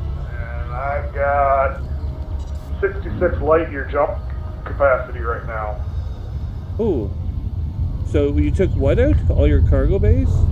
Yep, took all my cargo bays out. I was running at like 41 light years with all, or not cargo bays, but passenger bays. No, passenger bays, yeah, absolutely. Stuck them away. Now I can jump quite a ways with this. I did it with my one of my Ask Explorers, but I gotta wait. Well, this should be showing up sometime in the near future, but I have to wait for that to show up out here so I can go dick around. So I decided to dick around the Anaconda. Is that that's your Anaconda? I just realized. Yep.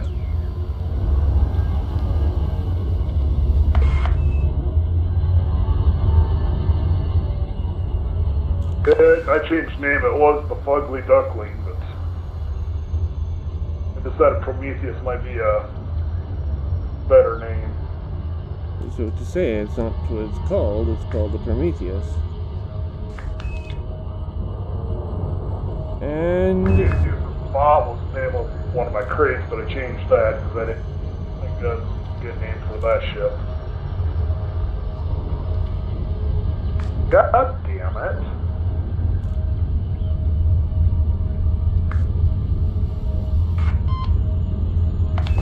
Circling the damn target. 7, 6. So where are you going? Debris field? Yeah. But I'm so damn close to it, I just keep circling it. Oh. Where is the debris field? Here we are. Lock destination, please, and select the debris field. There's an anomalous signal source. Check that out. I got there. Since I didn't have anything entertaining, all the pirates decided to leave me alone. Hmm.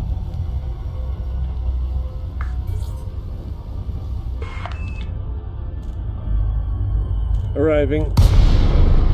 We have arrived. There are ships here. Warning. There's a chemical processors here. What the hell are these ships doing here? Detected. They're pirates. They're trying to attract you to come in here so they can attack you. These ships are not actually scanning for me. I don't... And It won't let me scan any of them. It won't let me lock onto any of them. Under attack. Under attack, warning. Yeah, something that's interesting on that. I'm under attack, hang on. Just going to switch around. I'm taking damage and my shield's first ring of shields is down.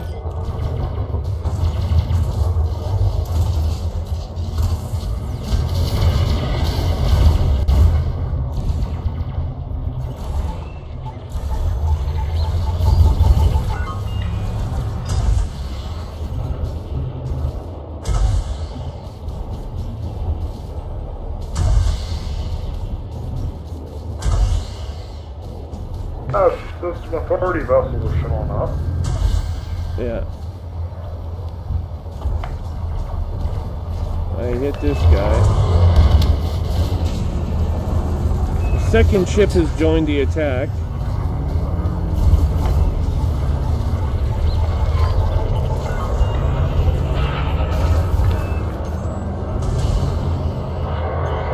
Grab the chemical process. He's destroyed.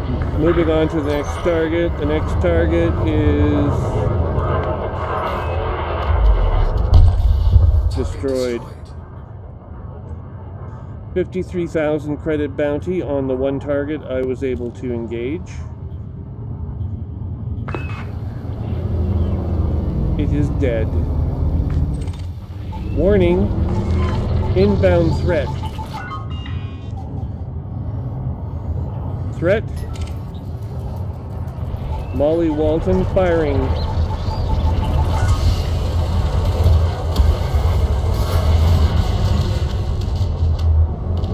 And as soon as I polished her off, 43,000 credits for destroying her.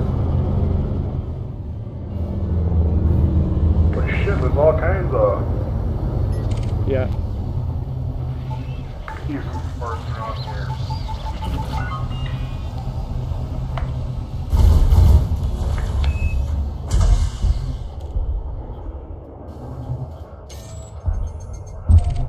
Target destroyed. Target obliterated.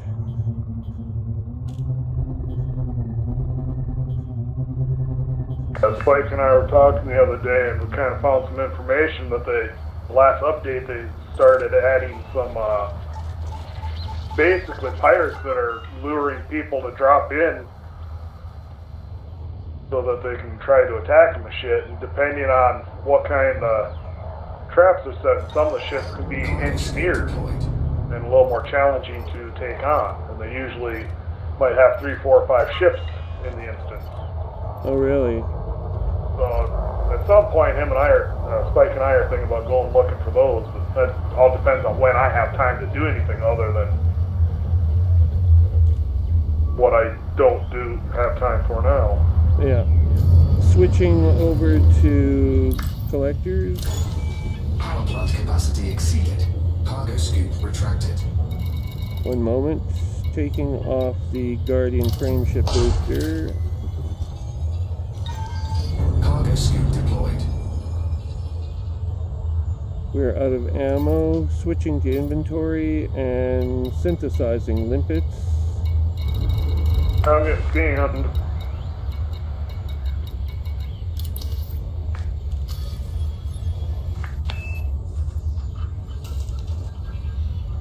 That's the system authority vessel. Yeah, you're gonna get scanned. Okay.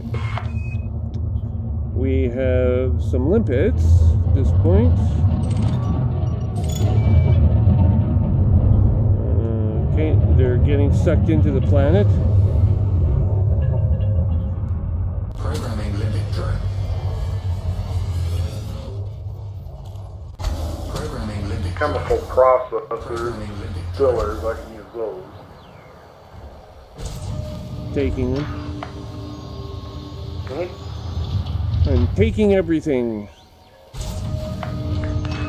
Some goodies that I already swiped. Aha! that means... Oh.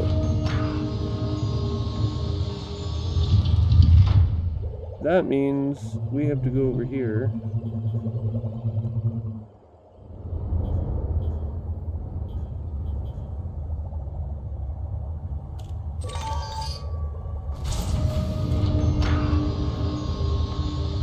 And we are after the shielding sensors, which are headed towards the planet.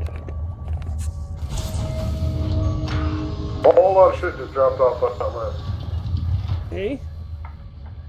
A whole lot of shit just dropped off that list. Because it expired. Yep.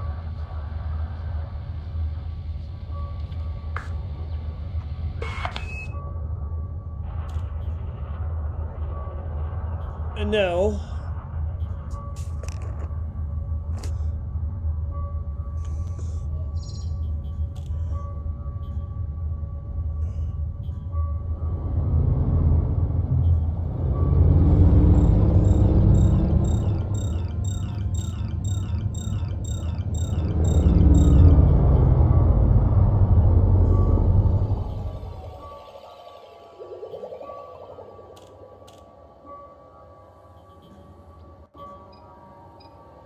I've taken possession of it,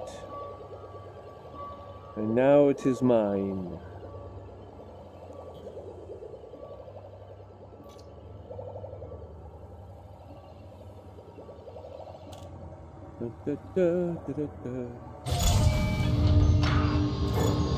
Cargo scoop retracted. Cargo scoop retracted. Okay, what do you want to do now? I'm gonna go to bed here in a few minutes. Uh-oh. Even Spike a message on Discord. Alright then. When I follow him, see if he wants to check it out. Are you sure? Yep. Alright then. In that case... Oops. I'm so sorry about that.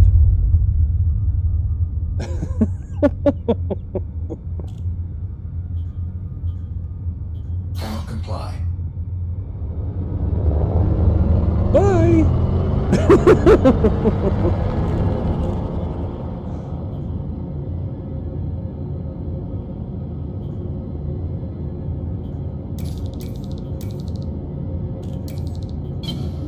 Flight assist off.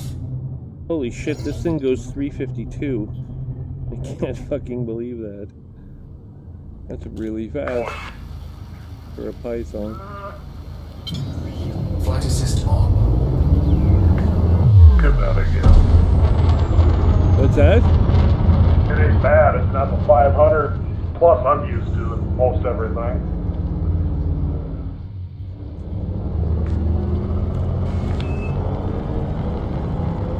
Oh no! Collision course!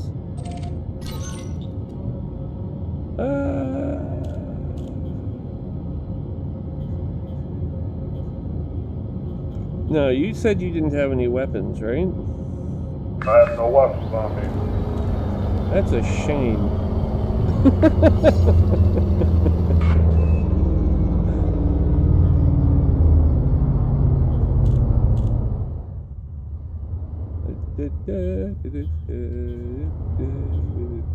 Why is that a thing? Shane, you wanna shoot at me or what? No.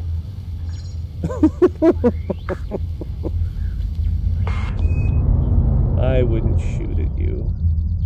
Remember, I've got dedicated battleships. Yeah, I know. Which you've shot at me with before. Uh-oh.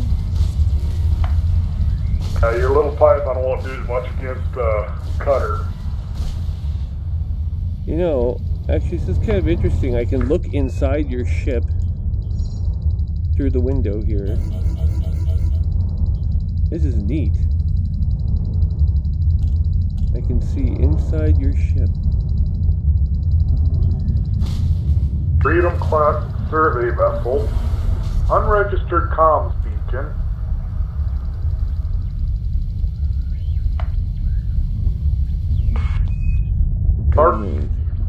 Depot. Foothold Orbital. Still one more system on here I want to check out one of these days. What are you trying to do to me?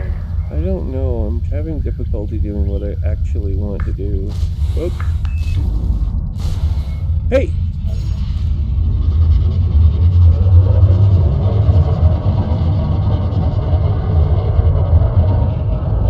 What?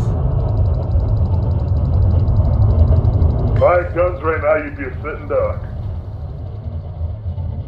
That's probably true.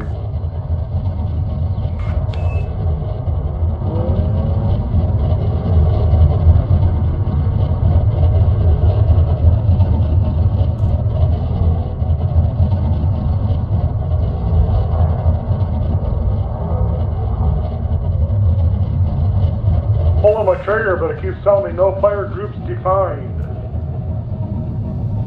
Oh, it's too bad I don't have all my PACOM missiles loaded up here. You'd have all kinds of fun of those.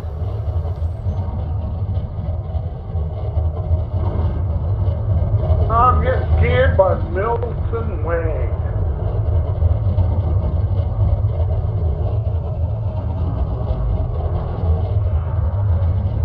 Eagle.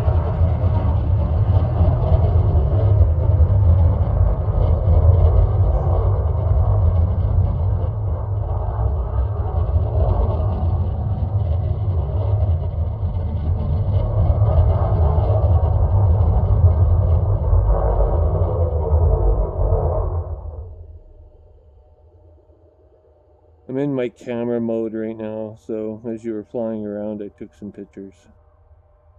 A little film of you flying around.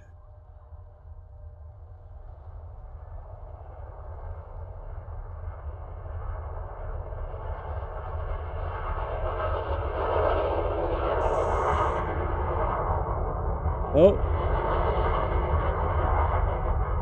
It's an eagle.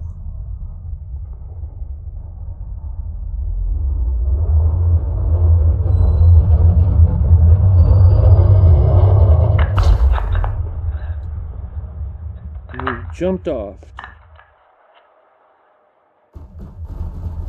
Oh shit! What? I'm under attack again. Huh. The hell do you have that's pissing them off? I don't know.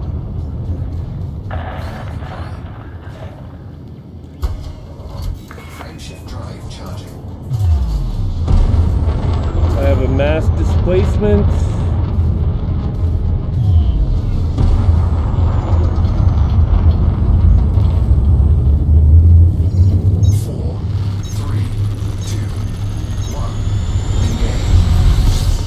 Police ships engaged them though, whoever they were. I ran off a bit too quickly there. I should have stayed and fought.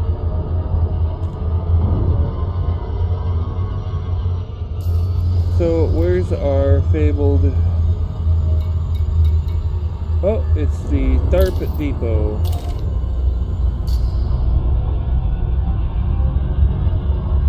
And that's clearly where you're headed.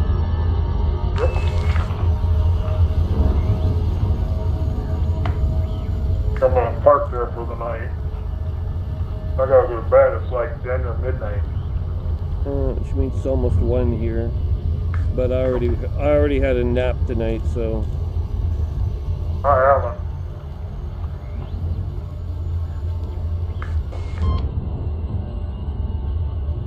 I will also park my ship at THARP depot.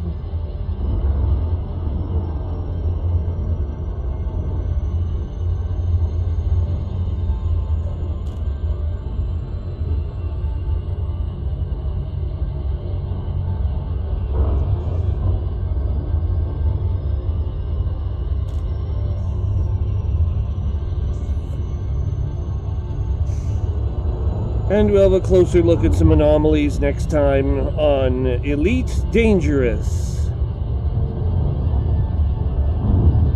Autoerotic channel.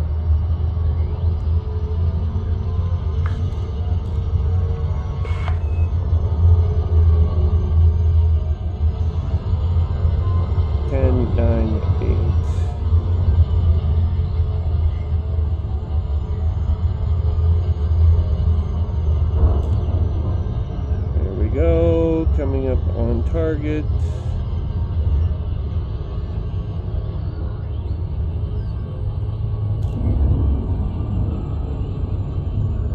We have an unexplored body here, which we're going to take some moment to explore before we visit DARP Depot.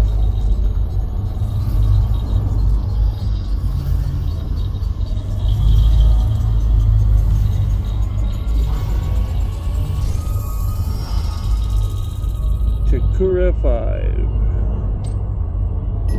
And we'll have a look at what is obviously Takura 4. And Jarvis Priestley, a Type 9 Heavy,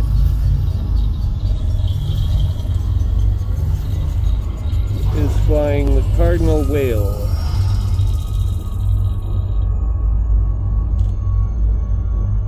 I can only do 188 or 190 meters a second with a ship. God, it's slow.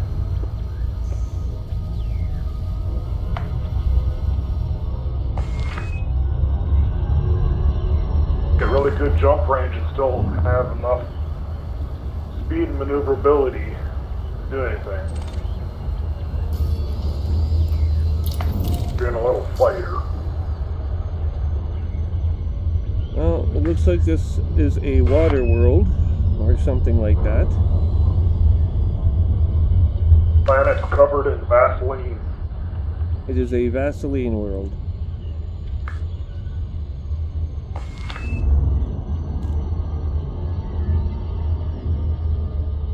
The planet Why the fuck is... am I waiting in quay? I'm the biggest goddamn ship here. Let me in the door, motherfuckers. Nope. You cannot come in. You must get out.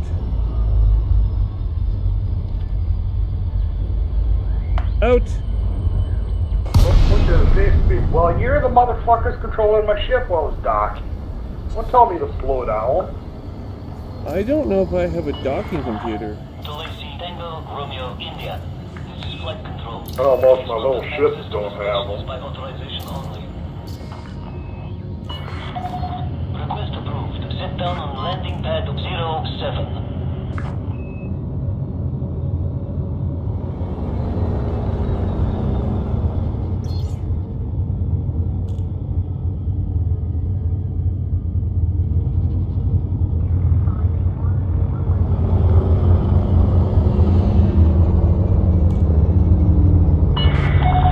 Maintain heading and slow to approach speed, Commander.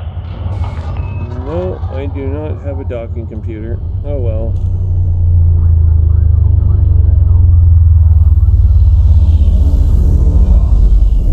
We will land at Bay 7. Where is Bay 7, please? Ah, Bay 7.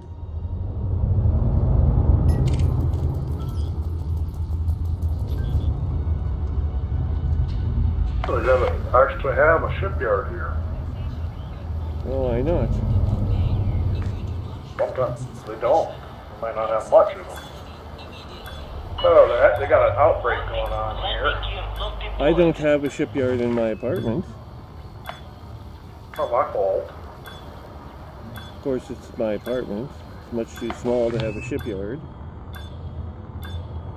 Frameshift charge detected.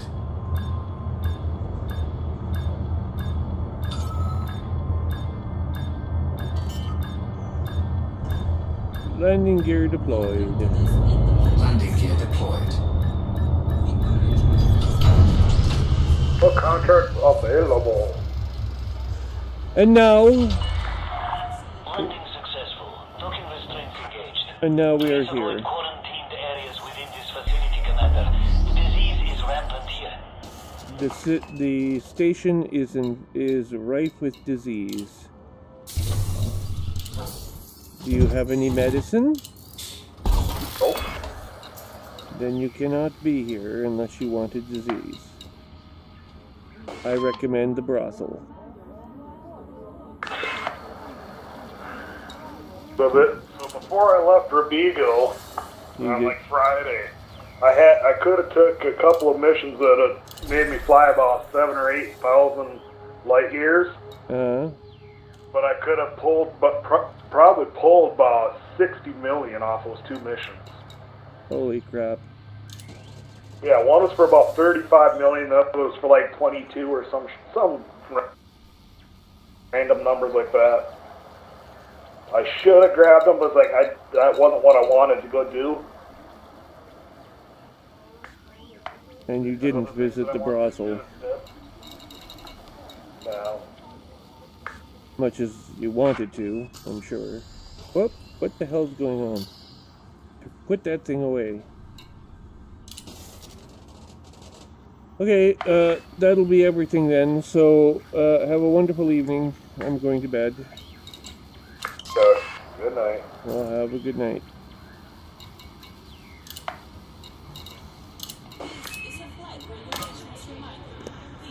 Alright everyone, that's it for tonight. This is Commander Trium. We are in the Takurwa system at Tharp Depot. It is 4:52:14 Zulu on 31 July 3304. You can review this video on YouTube at Commander Trium's Video Flight Log Library, accessible from our Twitter site, which you can find the address for by visiting the video properties. You must use the More Down slider in order to find that and other web information pertinent to Commander Trium and adventures in the Elite Dangerous universe. You can also click I like or subscribe buttons as suits your preference, and of course the bell icon to the right, the subscribe button in the YouTube Windows interface will give you and in Google Chrome will give you a Google Chrome dialogue, mini dialogue, that will let you know when new content is posted to Commander Trium's YouTube library.